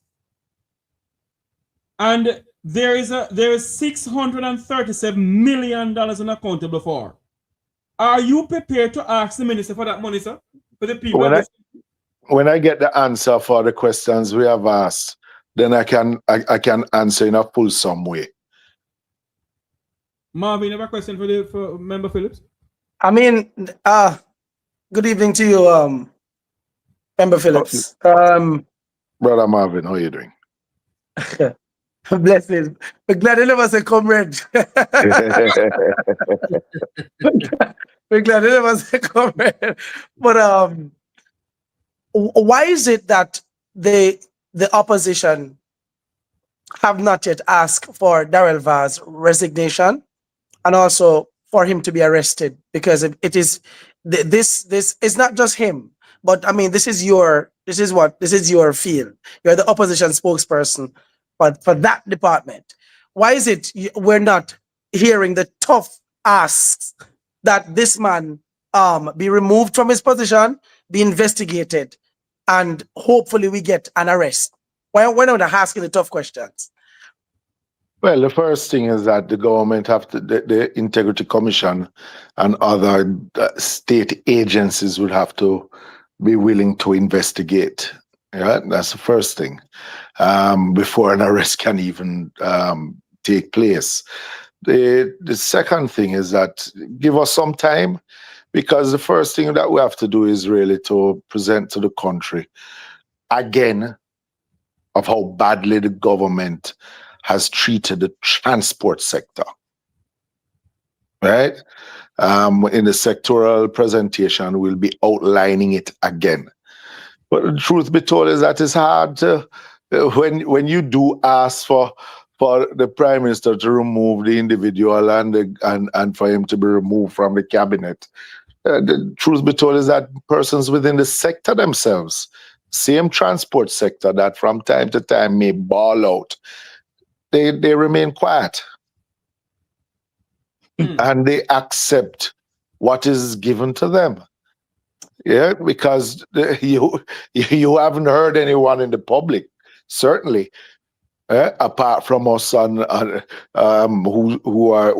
can see it there plain as day. But you haven't heard anyone in the public, nor even those within the sector itself cry out at all for the injustice. And that is so true, you know, Member Phillips, because you haven't heard anything from the public transport sector. You haven't heard anything from the presidents of the public transport, like Edgerton Newman, Oscar Finnegan, Louis Barton, and all of them. Everybody's quiet. Everybody's quiet. So we in the PMP said we can present the case, and I think we have presented it on numerous occasions. You know, persons within the sector ask me, why is it I'm not saying anything about this or that? Because the same issue is that when we do, it is the same persons who we are defending who actually keeps quiet, as if we are trying to defend something for ourselves when we are trying to defend those within the sector itself. So, you know, the truth is, it's not an easy thing to say, boy, why you don't? We too need support from the general public, who it is that we're representing. Let me ask you this question, Member Phillips. Yes. If are you willing to do an investigation into the $1.4 billion school bus scandal? Are you prepared to get legitimate documents that we have in our position here? And you do an investigation? And are you prepared for the investigation? Are you prepared to hand over those documents to Mocha? Definitely. Definitely. But truth be told, handing over whatever findings we have, documents, whatever, to Mocha, nothing will be done. And this is just the plain truth, because this is not the first the country has been robbed by politicians. And we have a bunch of them in the Jamaica Labour Party who we are now in the trillions of dollars that's unaccounted for, and nobody is arrested. Nothing has been done. You think Mocha is not aware? They were re-elected again for a third term. We just said that before you came. That's what I said, which is absurd, because the truth is, it's not absurd. It is sad. Okay, I'll take that adjective. Yes. It is sad that we have, as a country, we have gotten to the stage where corruption doesn't matter. We there are some who applaud it, you know, and it is sad that we have we don't see ourselves at a certain level that we should want better and more. And you know, yes, I am one of those elected ones, but you know, out of 63. But there comes a time when the country, if we really want to see growth, if we want to really get to that promised land that has been eluding us, then we have to hold our people accountable. It should not be the government that is holding the citizens accountable, but the citizens holding their elected representatives accountable. And I don't think that is happening. Hence why, you know, we're on the corruption index. We have been stuck at number 44. We've been stuck there for a while. What does that say to you? Is that we're not moving in the right direction. We're not moving any further there, but we have normalized corruption, and that's why I said it is sad that we have normalized it, because in any other country, you know, well-thinking persons, a person like Darrell Vaz or even the Prime Minister himself would feel some remorse and remove themselves from office. They wouldn't even have to wait till the ballot go against them. They know what the right thing to do would be. Member Phillips, I have this question to ask you, but I have a caller from the transport sector online. I want to ask you a question. Caller, go ahead. Good night, Sir Philip. Good night, sir. Yeah, I'm Steve Edson from the People Guys Transportation. Yes, sir. Yeah. Yeah. Here you say that the transport sector don't want to reach out. Right? I is one person who tried to reach out to you. Even several times I tried to reach out to you. Hold on, Steve. What Member Phillips was saying, that the public transport sector is silent on the $1.4 billion school bus scandal. Now he needs $2 billion more. He has not been treating the public transport sector with any form of respect. Newman is silent. Finnegan is silent. Barton is silent. Styles is silent. That's what he was saying about that. But them is just about 10% out of the transportation sector, right? Yes. So what happened to the other 90%? To reach out, right? We are a small group. People really, those guys, them call them the big wigs. We trying to dig it from the root. We try to build a good foundation. And we trying to reach out. Even Sir Philip, I tried to reach out to him several times. We'd like to have a meeting and try to start something. So when we start a foundation and start it, it is a good foundation. But Mr. Hessin, right? Mr. Hessin, before Member Phillips come on here, and isn't the public transport sector tired of having meetings? When are you people gonna act? Hold on for me. You and I is friend, you know. But every day, every day we on the task, we have meeting. Every day on this WhatsApp platform, and all I can hear, PT 37 on this, PT 37 on this. And when there's a meeting called, not one single member of the public transport sector will come out. Very few.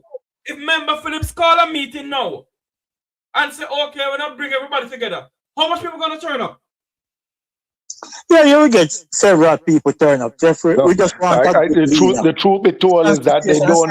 The truth be told is that they don't turn up because them say them now going to come off of the road where them make money if you come sit down in a meeting, so they don't turn up. Tell you the truth, and I've been shadowing this portfolio from 2016. And I can tell you it's the hardest thing to have a meeting with the taxi operators unless something is dire. and it affect them. Then you see them turn up. But otherwise, to have any other regular meeting, and this is not just in the KMTR, it's happening in my own constituency, all about. Them say them not coming off of the road where them make them bread, if you have no meeting. And it's just historically. But my brother, just send me out. If you call me and you don't get me, just send me a WhatsApp. Just send me a WhatsApp. Yes, yes, sir, Philip. I will respond to. Let me tell you something. What Steve, happened in our transportation hold on sector? for me, Steve, hold on for me. Remember, for this, have enough time here with me, you know. So just say to him, because I have one more important question to ask him. Yes. So Okay. Steve, just if you call me and don't get me, just send me a WhatsApp, man. I will respond. Okay, boss. All right, my brother. Respect. All right, Member Phillips. Mm-hmm. Are you, when it comes down to the $2 billion that the minister wants, will you be raising eternal hell in the parliament that this must not happen, sir? Yes, I will be. Yes. And before I make you go, there's a burning question, a burning issue going on in the public domain. Is the PNP having some internal fight with leadership, sir? No, sir. There's no internal fight for leadership. Mark Goling was returned, and the vice presidents, 4 vice presidents, were returned to office last September for a 2-year term. There will be no elections within those 2 years. So there cannot be any internal strife. Okay, because it is think all over the place that our good friend Damien is vying himself to become the president if there's an election going on, sir. Are you aware of that? No. What I know is that he said whenever it becomes available, which is in 2 years' time. Okay. Listen, Mr. Tavares, why you put the minister on the spot like that, President? Yeah. No. Perfect answer. Perfect answer. Take yourself out of it. Member Phillips and I is good friends, and I can ask him these questions, man. Take yourself out of it.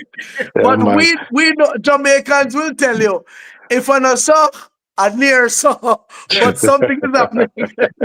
Member Phillips, I want you to promise the people of this country, sir. Yes. That if the People's National Party decide to launch an investigation into the school bus scandal that is rocking this nation, poor people money going down the drain, sir.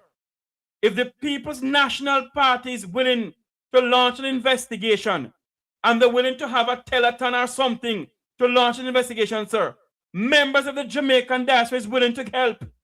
And if we hand over paperwork to you, sir, pertaining to this, we will get to the bottom of it. We're going to get to the bottom of it. You take it from me. We're going to get to the bottom of it, and we're going to show the country again, as long as it takes us, to continue reminding them of the bad management of the transport sector. By this administration, we will continue to do what we were elected and we have been put in parliament to do. I'm gonna let you go now. Are you aware of what kind of new buses are they buying? Are they buying the same American old school buses? It doesn't seem so, but it seems like it is just a plan for now. Oh. Member of Parliament and Opposition Spokesperson and Transport, the Honorable Mikael Phillips, who is not a stranger to the Mek Wi Talk program. He's always willing to come on my program. Member Phillips, thanks for coming on, sir. Thank you very much. Say hello to your dad for me. I'm seeing you. I certainly will. He is quite well. All right, my brother. All right, sir. Thanks much. All right, Member Phillips. Take care. Listen, Good. Yeah, man. Yes, Member Phillips. That's Member of Parliament and Opposition Spokesperson on Transport, the Honorable Mikael Phillips, for coming on the program here this evening. Member Phillips have always been a person who can come on this program. I have a next call coming in here. Good night, caller. Welcome to the program. Hold on, man. Hello, good night. Hey, Jeffrey. Yes. Mice, wait. Hi, you're live Sorry, on but here, you know. You're live on here. I have the Honorable Marvin here with us, you know. look at yourself, Marvin. Jeffrey, Big up yourself. there is no Paul Bogle in the parliament. There is no Nani of the Maroon in the parliament. There is no Marcus Garvey in the parliament. Why is this man come on the program? No disrespect to you, sir. But you're just too laid back. Why are you You're saying that Member too- Phillips is laid back? Why have I said that? Yes. You know, listen to him and respond, Jeffrey. Then he's responding to where he can respond, sir. The man response should be, Jeffrey, these people need to go to prison. They're a bunch of criminals, and they are gonna set the precedent to ensure that they go to prison. But you know the member can't come out and say that, sir. Why is it, Jeffrey, why is it him can't come out and say that? No He's the opposition. politician, sir. No politicians in Jamaica will ever come out and say the opposition, the government need to go to prison or whatever. They will not come out and do that, sir. Why? Is it against the law to do it? No, but they will never come out and say it. Come on, Jeffrey. That's why I never vote on this yet, and they could never get to my vote. You see, until me see one government body come in and start flinging all of them at jail, eh? And that will never happen, That sir. means that, Jeffrey, the man come on the program, come basically prove say man, all of them are the same thing. I don't think so, sir. No. I do not think Jeffrey, that. No. You see if you can't come and talk. This is what me I said, Jeffrey. You can't come and talk like Marcus Garvey. Hold on, man. Hello, may I have friend? Hold on a minute. May I have friend? I do not, hold on, man. I do not agree with you, sir, that Mikael Phillips is as bad as Daryl Vaz, or is the same as Daryl Vaz. Not Daryl Vaz. Daryl Vaz beat everybody in a parliament. Him beat everybody in a parliament. I have never heard of Member Phillips handing a no kitty. Listen, me I say your hand don't have to be in a kitty. But what I am saying, you need to stand for the people firmly. You need to stand straight with your chest high, your back, you stand up straight like when I say attention. Me no want you, alright, and no. Your mother say they need to go to prison and they will be going to prison. Jeffrey. Yes, Marvin. Jeffrey, with a caller. Come on, and the man gonna make one statement and say, basically, it is sad what happened. No, it's not sad. It simply means you don't do no homework, you don't need to go do no investigation why you lose the election and stand firm and do some form of. What you talk about? What you say you want them to something like the inquiry? You mean commission of inquiry? Yes. Want to Jeffrey, man, we not just pay the man, then they need to stand firm. If we not stand firm, we stand firm, no man. Hold on there for me. Marvin, I want to answer that question. Marvin, go ahead. I mean, I understand just listening to him. Yeah. It's a frustration right across the country. Most persons would have felt that Minister Phillips' answers were just diplomatic. Mm-hmm. You know, Jamaicans like not to minister, hear. Phillips, guys, he's not the minister, Member Phillips, not minister, Member Phillips. Member. Sorry, Member Phillips is answer. I guess I'm prophetically saying it. Yeah. In the minister, right? But Member Phillips pretty much was just diplomatic with his answers. So most Jamaicans want to come out and say them I figure out prison and talk because that's how Jamaicans respond. Them like, yeah. Me hear him sound like him really want, just like how what's his name, Crawford said, one by one, they're going to jail. But that was election gimmick. Of course it was election gimmick. Because the same people who say God here, shake their hand in the parliament. Yeah. Marvin, listen to me I say. Me not just want to come out and talk it. We want a Marcus Garvey in a parliament. I say I that a push towards that. I respect him for that. Me see our next brother there from St. Mary, like him a push towards it. I'm like that. Me think Damien did a push towards it, but he look like say Andrew find it for Damien. You understand what I say? Let me ask you a question, though, caller. Hold on, let me ask you a question. Have there been a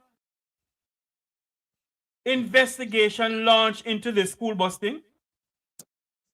Say that again, Jeffrey. Have there been an investigation launched into the school bus scandal?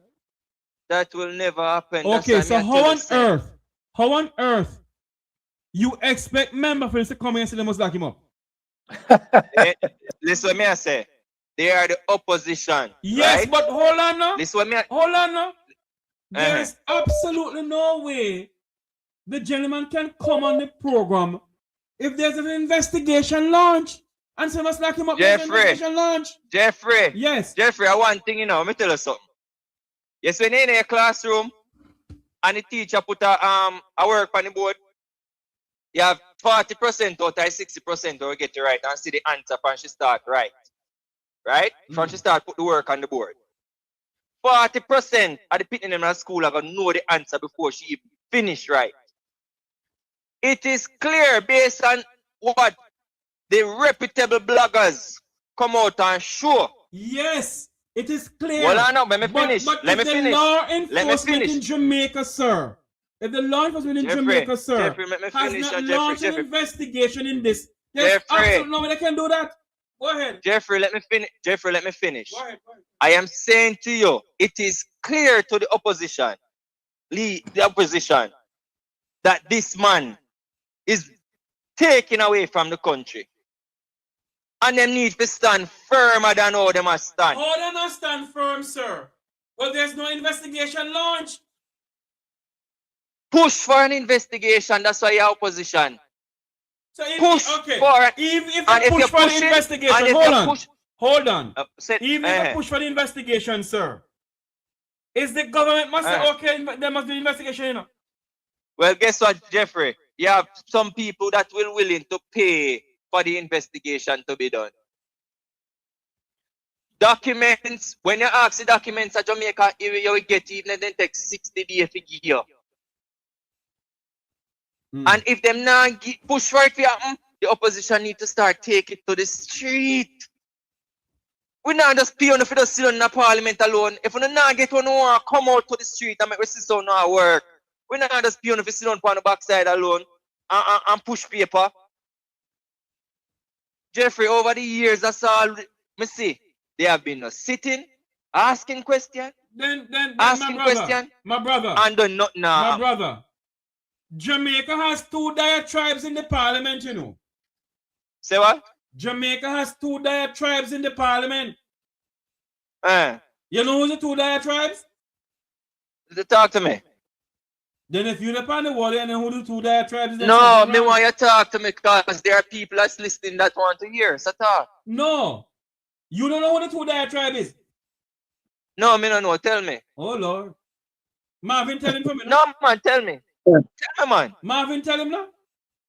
I don't, he knows, but based on how you ask the question, I think my understanding would be the Jamaica Labour Party and the People's National Party. Exactly. And then the 2 tribes they attack. So you know when you tell me what would say, Is you Jeffrey? know what I say, Jeffrey? Yes. You want you the answer? Both of them need to go. They will not go, sir. The Jamaican people love the both of them, sir. And it is sad. That's why they just draw them, then draws and rape them. Aye, be careful on the platform here, sir. They don't want YouTube come blind me, you know. You have to be careful with certain language, you know. It is sad. It is sad what them are going with down there. And the people them just take it. Marvin said there's a spell upon them, but Marvin, there's more than a spell upon them. Yes. I have an next call coming in. My Jamaican people them too licky. All right. Yeah, man. Yes. True. Good night. Mek Wi Talk here live. Hello? Yes, brother Jeffrey. Yes, sir. I'm brother man. Yeah, man, respect. Yeah. Hello? I'm not giving a time. Please. I'm not hearing you, sir. Yes, What you saying? Sorry. Wait, yeah. But say something like 2 cents. Yeah. You observe when Tavares just say thing, him come like him come with it poor like he no want about something when he attack. Exactly. And when the price set anything, it's like in those like my running anything you want and like nobody not want to talk after him. All right, this is what I'm never say no. Basically, drivers I run with everything where I do. I take taxpayer money, spend what I want to spend, do what I want to do with it. Take money go buy so whole bus with a good for none of in our country. Waste not taxpayer money. And when people, and I'm going to ask him, say, where the money is spent in the account for it. Did you know, say, the opposition shall lick out against him and tell the finance no more money for you until you give the receipt and everything to spend for the bus? Well, the opposition is not a part. Hold on for me, sir. The opposition is not a part of formulating the new budget for the financial year 2026 to 2027, you know. No, the opposition is not a part of creating the budget, sir. So even if the opposition get up and say blah blah blah blah blah blah, the cabinet already passed the budget in a sense. So if the money was earmarked for Darren to get the 2 billion, he's gonna get the 2 billion. There's not a damn thing opposition can do about it. And this is what I'm going to say again. You know, say every law them pass law for themselves for the people in our country. Then talk to the opposition because the opposition help them pass the law too, you know.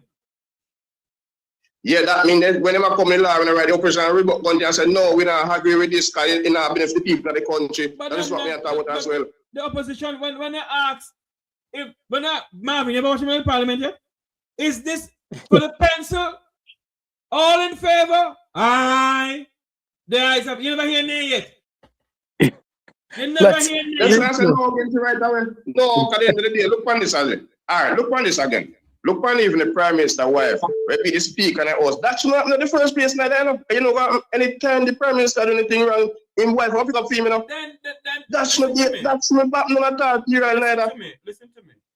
What Mrs. Horner should have done is accuse herself or recuse herself from taking up the position as speaker.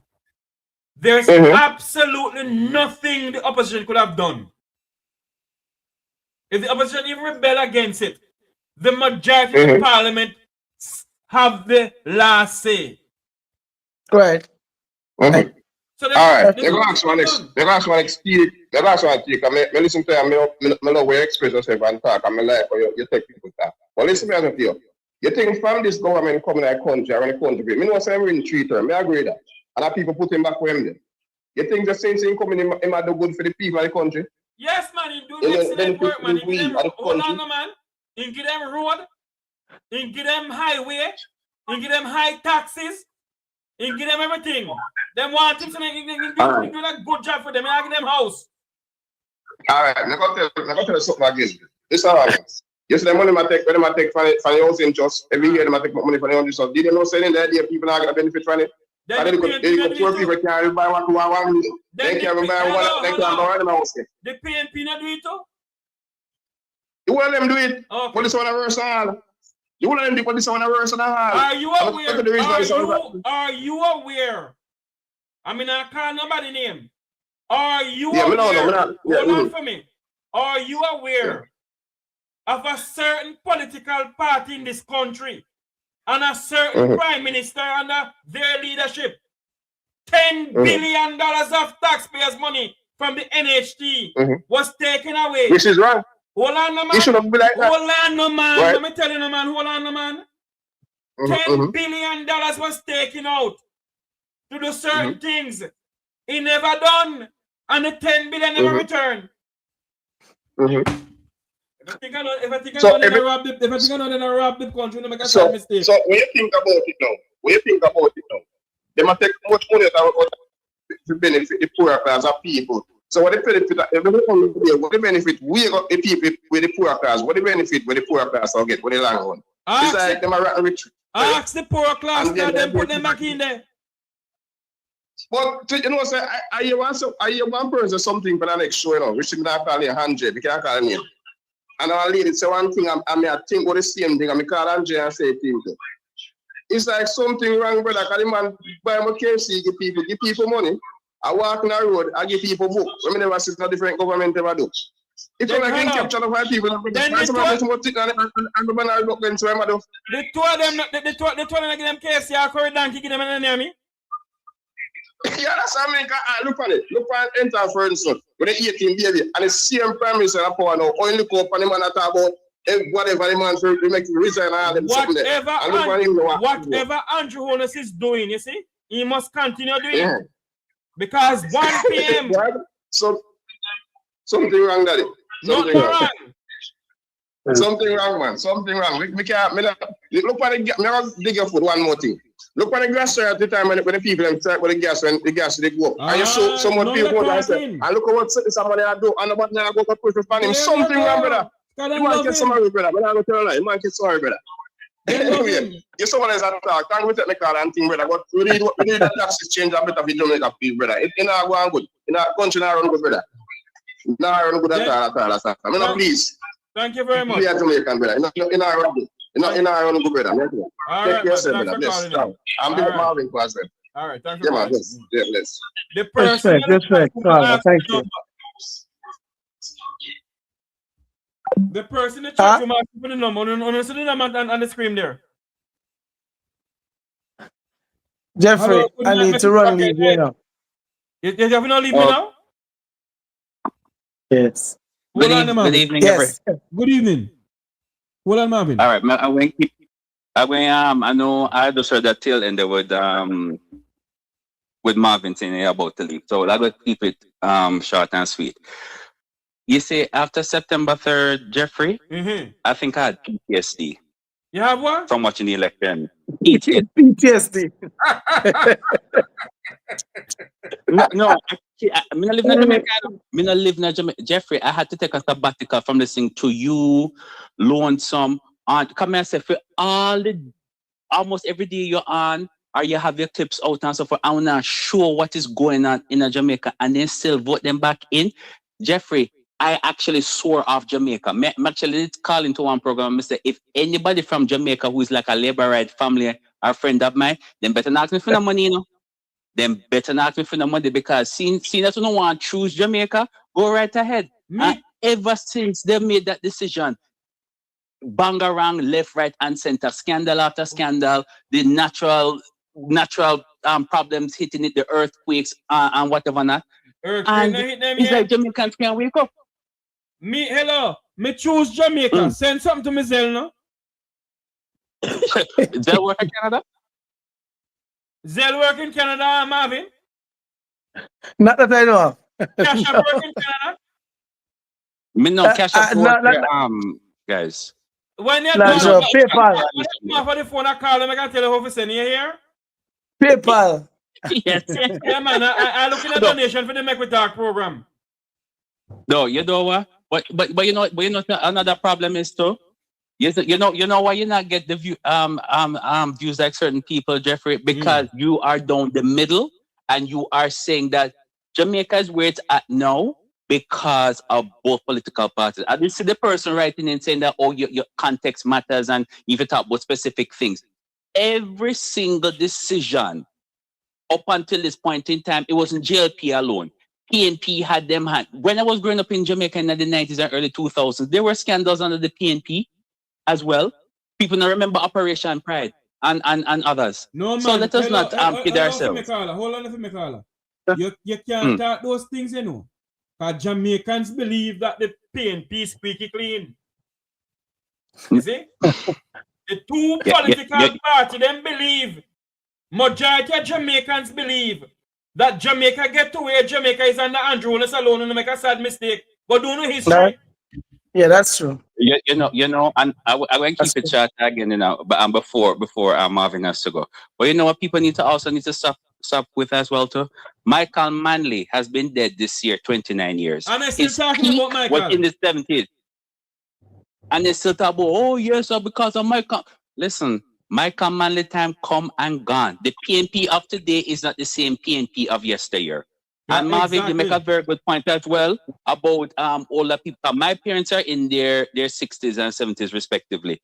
And they have never, my mom voted when she turned 18, just to say she can vote. And my father has never voted in Jamaica. A lot of people still don't vote in Jamaica because they don't, there's like the better burn, no better burn, no better hurry. So it's like, if I vote for this one or not, they're not going to. Yes. Anyway, Marvin have That's to run. All right. But we talk offline there, I'm Jeffrey. going to Keep call up the good offline work. because we need a donation for the program. Thank you, Carla. Yeah, man. I look up your call, man. We choose Jamaica. Yes. All right. That's the stuff. All right, my friend, I'll call you. Yeah, man. All right. Later. Cool. Marvin.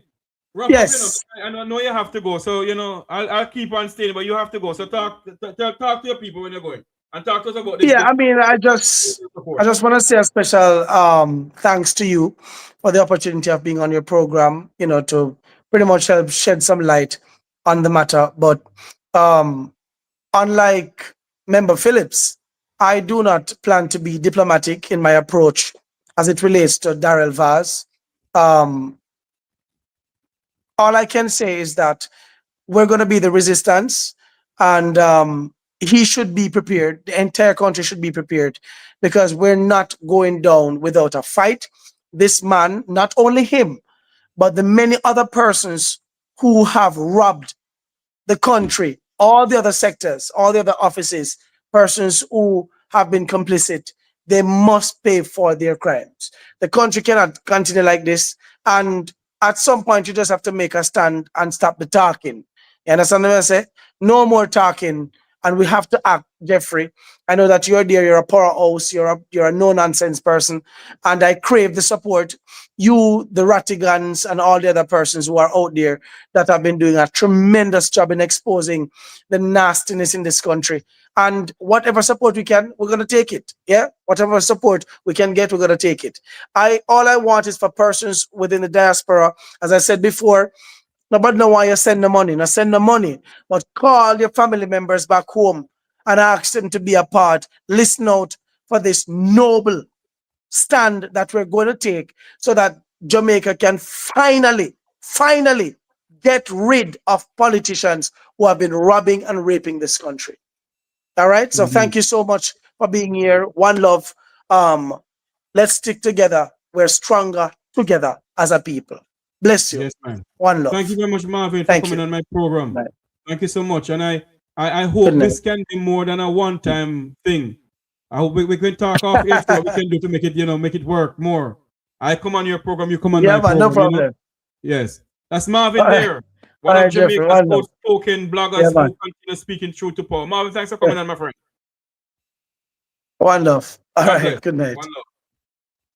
Ladies and gentlemen, people, we're going to continue here on this program for a little bit. You can call in 954-529-8030. 954-529-8030. You can call into the program and talk to us. What do you think?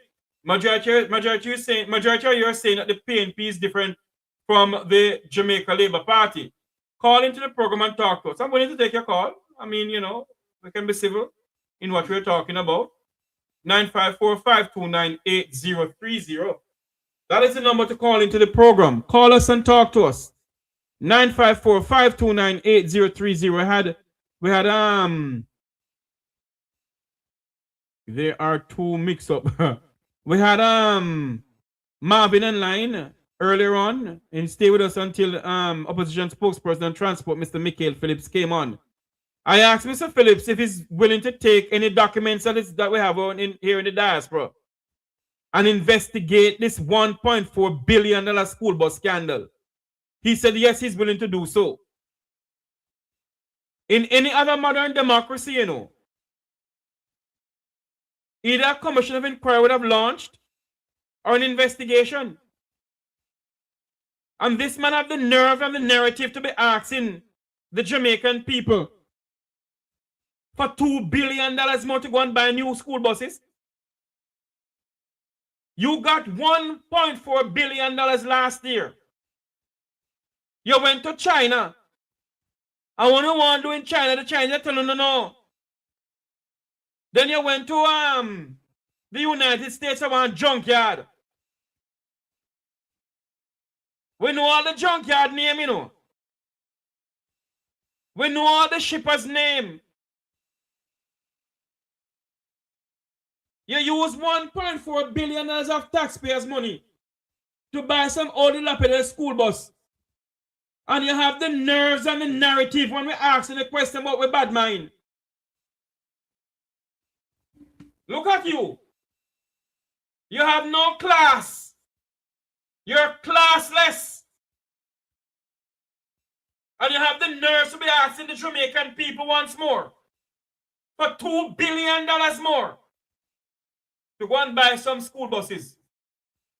You have something up your sleeve. Why you want $2 billion more? Bring it on. We have all kind of dirt on you, you know.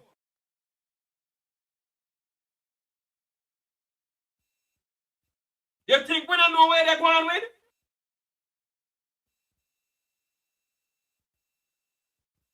And the Jamaicans who live in the Jamaican diaspora, from the global Jamaican diaspora movement, who no quiet because you don't want order for all dead donkey from them. You all can't say you all can't ask no question. You all refuse to ask questions because you have to get the order of this on the order of that. That's what you don't want. You all want the order of this and the order of that.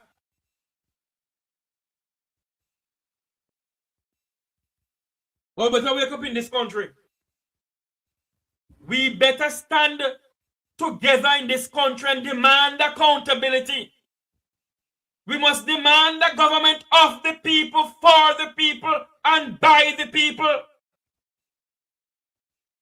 Not a government of the favorite few.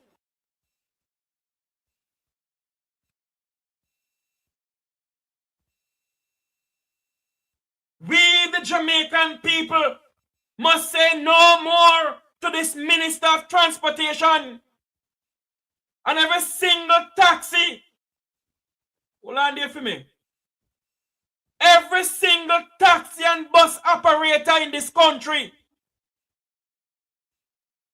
must lead a protest and demand that Daryl Vaz must be removed as Minister of Transportation.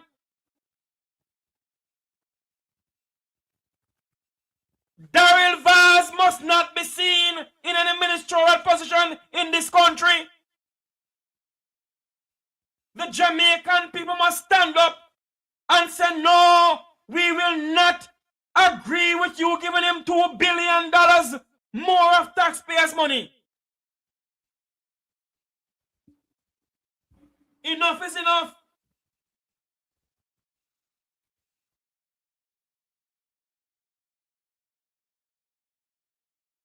That is so true, Miss Williams. The American government must investigate the global Jamaican diaspora. The Department of Justice must investigate the global Jamaican diaspora.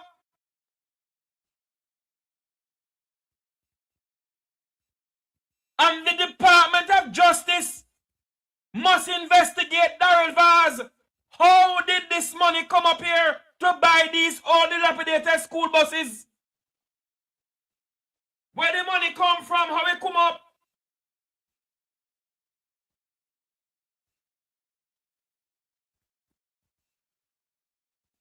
$50 buses unaccountable for.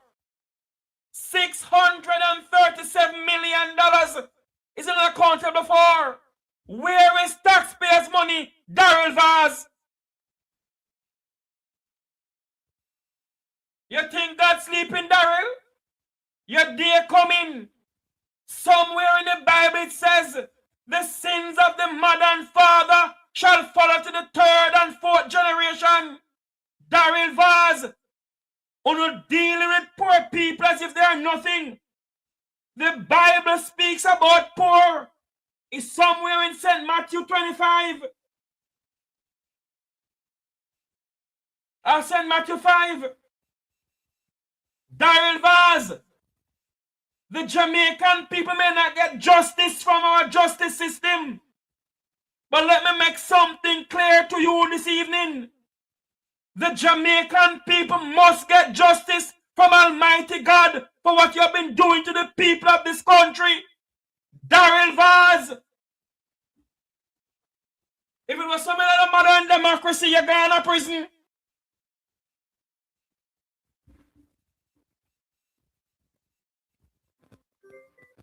Good night, Mek Wi Talk here live. Good night, Sir Jeffrey. Good night, sir. You know, I lie down and I watch and I listen. People must blame PNP to do this and do that. But they must remember that PNP usually tell them what they must do. Turn off the TV in the background for me. Yeah, PNP now, PNP not what PNP I tell them everything what they must do if they win, but then say people are going to go to jail. That's a damn and they never give them the opportunity. If PNP do win, nobody they never give them the, they never, well, I would them say, but listen what I'm saying. What the people must understand is that when give them, why they never go to the ballot and choose the PNP they want changes. Who not tell them vote them, say them prefer 1 p.m. If on a 1 p.m. then say choose Jamaica. So PNP not play up themselves over nothing. Allow them to let the country and to run it, then can't run it because Donald Trump has on them up a foreign there. So let them bear the pressure, man. Bear the pressure. September 3rd just gone.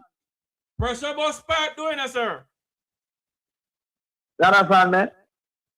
They are PNP and they can't tell us that me expect all of this to happen. You're not Jamaican? Yeah, me am Jamaican, but me say me vote PNP and me know. So hold on. You put Jamaica first or your party first? Which one?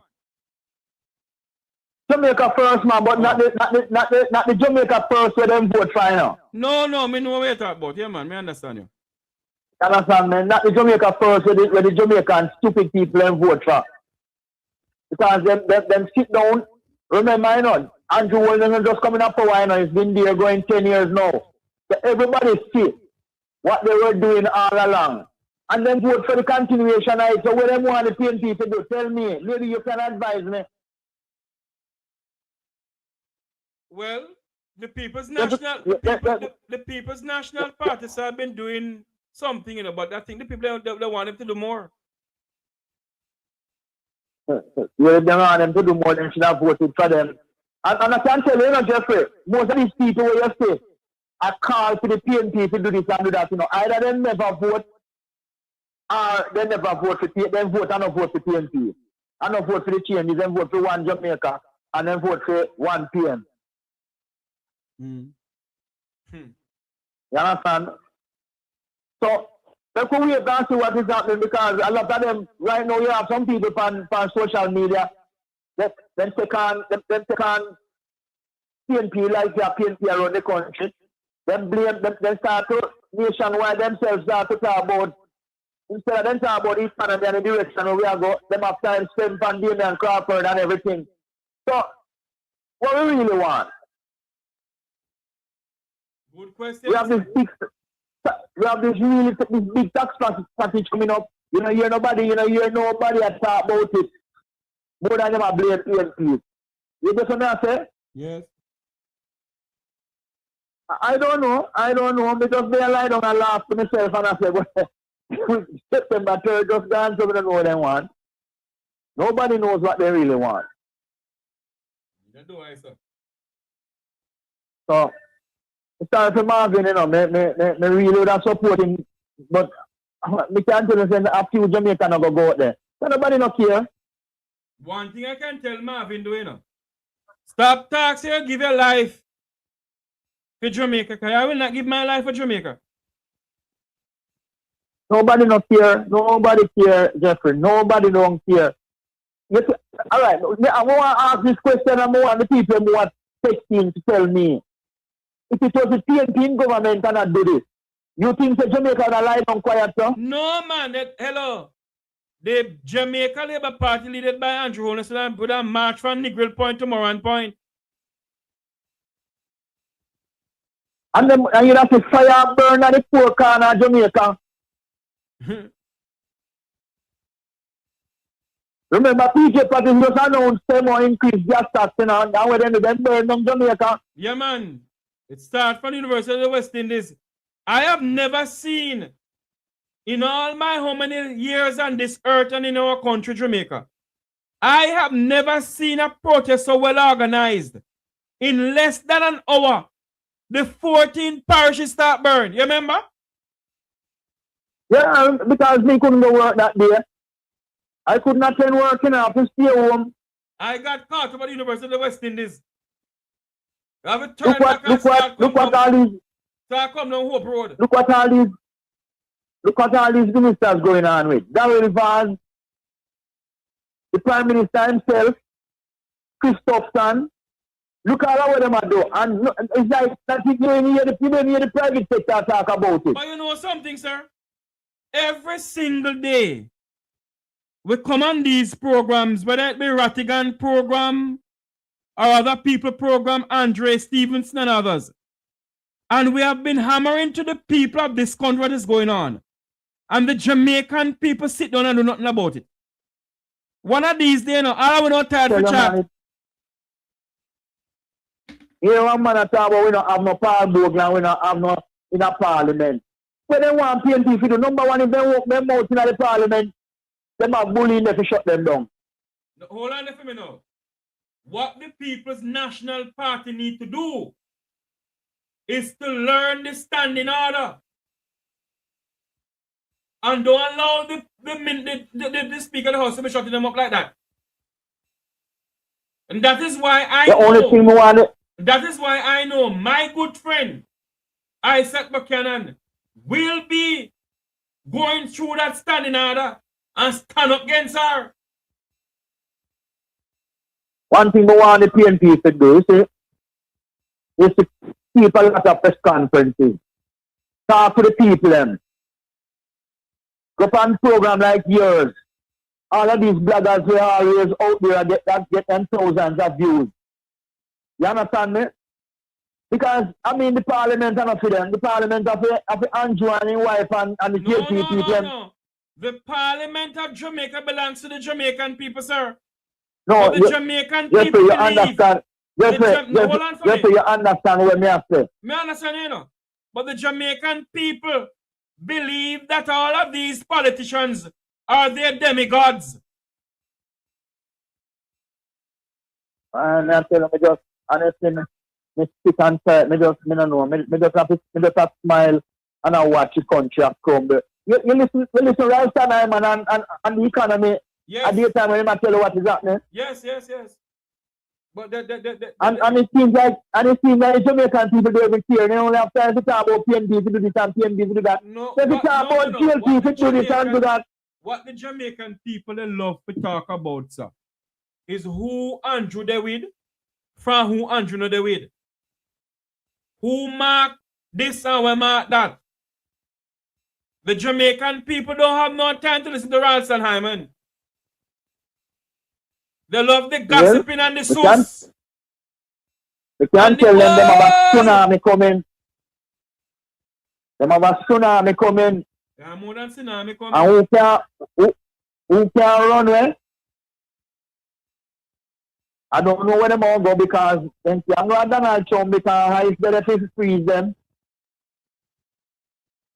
So, they have got to say, well, we choose 1 PM, so we could be with 1 PM.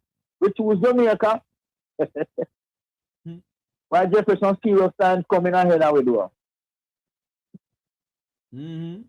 Real. And you notice what is happening? When Andrew and them cabinet do them put people in every position in Jamaica to protect them and what they are doing. Then I don't blame Andrew. You think I blame Andrew? I tell you. I don't blame Andrew. I'm 61-year-old and I've never seen corrupt administration in my lifetime like this one that we know. And it seems like everybody accepts it. I thought the 1990s was corrupt, but no, sir. This is past the 1990s. The church leaders, the private sector, the average Jamaican is like everybody accepting it, brother. Look how much money they waste. If they never waste all of these money, I think they would have need new taxes. I want you to do me a favor, you see?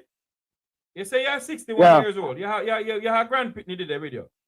I want you to go on your let me go on the computer or the tablet, you see? And I want them to do some research. How many under the two political parties? How many cost overrun? How many scandals of taxpayers' money? And calculate it up until now. Because if we do that, you know the amount of money we have been stolen from the people of this country from 1962 until now. Yeah, tell you. Jeffrey. I see. Hold on for me. There is a video that I saw today. I can't put it on here because I don't want YouTube to ban this channel. Another person from Portmore or wherever got severe burn to their body. And there's not a burn unit in this country. Go ahead, Mikael. I have to run. Go ahead, I have to run. Yeah, man. Take care of yourself and your program and wish you and your callers and the best, yeah? All right, my brother. Thanks very much, sir, for calling in. Cool, my brother. Thank you.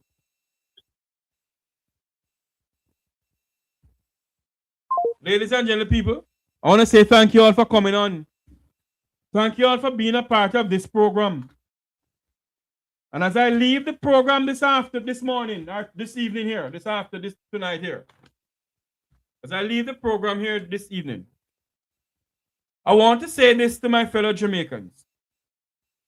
It is today that our best work can be done, and not some future years.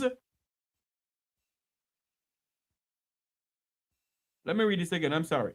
It is today that our best work can be done, and not some future days or future years. And the sense of urgency is what we must have today. Knowing, as the saying goes, eternal virtue is the price of liberty. The price of liberty, my Jamaican people, is to stay alert, to seek the truth, and to actively participate in the fight for the future and the soul of Jamaica's democracy. You hear it? It is today that our best work can be done, and not some future days or future years. And the sense of urgency is what we must have today. Knowing, as the saying goes, eternal virtue is the price of liberty. The price of liberty, my Jamaican people, is to stay alert, to seek the truth, and to actively participate in the fight for the future and the soul of Jamaica's democracy. May God bless you. Thanks for watching this program. Remember to like, share, and subscribe to the Mek Wi Talk program. May God bless you. And may God bless our island home, Jamaica land we love. Good evening, everybody. As children, we learn the true meaning of being a hero. Being a hero requires great sacrifice for others, not just ourselves. We learned about the heroes of Jamaica's past and how much of themselves and their lives they had to give in building a nation we should be proud to call home.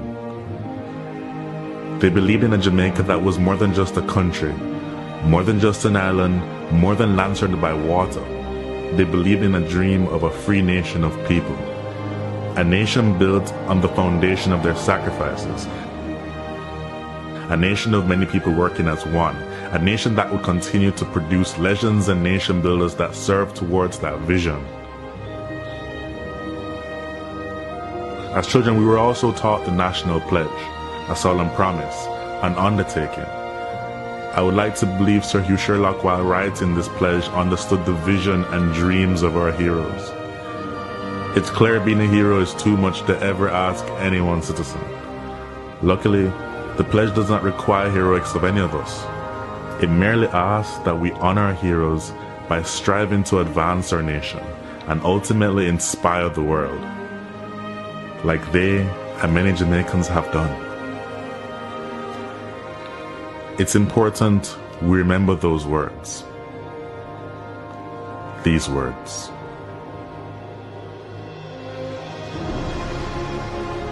Before God and all mankind, I pledge the love and loyalty of my heart, the wisdom and courage of my mind, the strength and vigor of my body in service of my fellow citizens.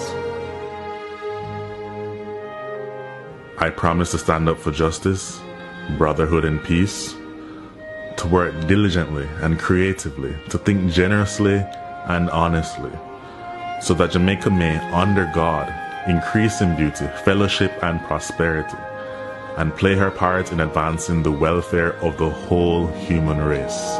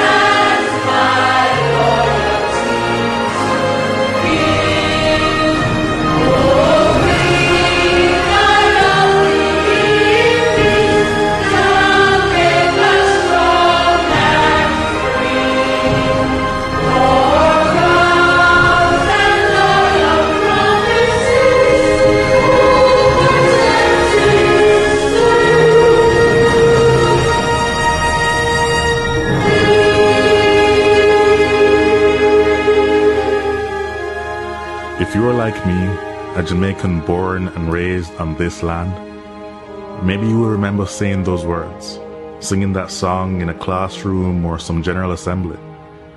If so, like me, you made a pledge. Somehow it seems like many of us have forgotten that. The crime and violence, the indiscipline and short-sightedness, the corruption, the lack of respect for our beautiful lands we are blessed with, and the waters that surround and nurtures us. We have to do better. Let us honor our heroes so that they would not have sacrificed so much in vain. I hope this video can make a difference to even one soul. If so, it would all be worth it. If you feel the way I do, share it. May my voice become yours. Thanks for watching.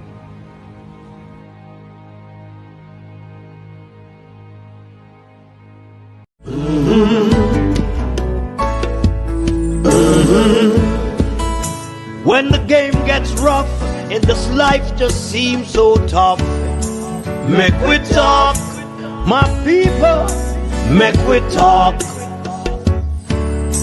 When this town becomes an ugly place, don't let it erase the smile from your face. Mek Wi Talk, people, Mek Wi Talk.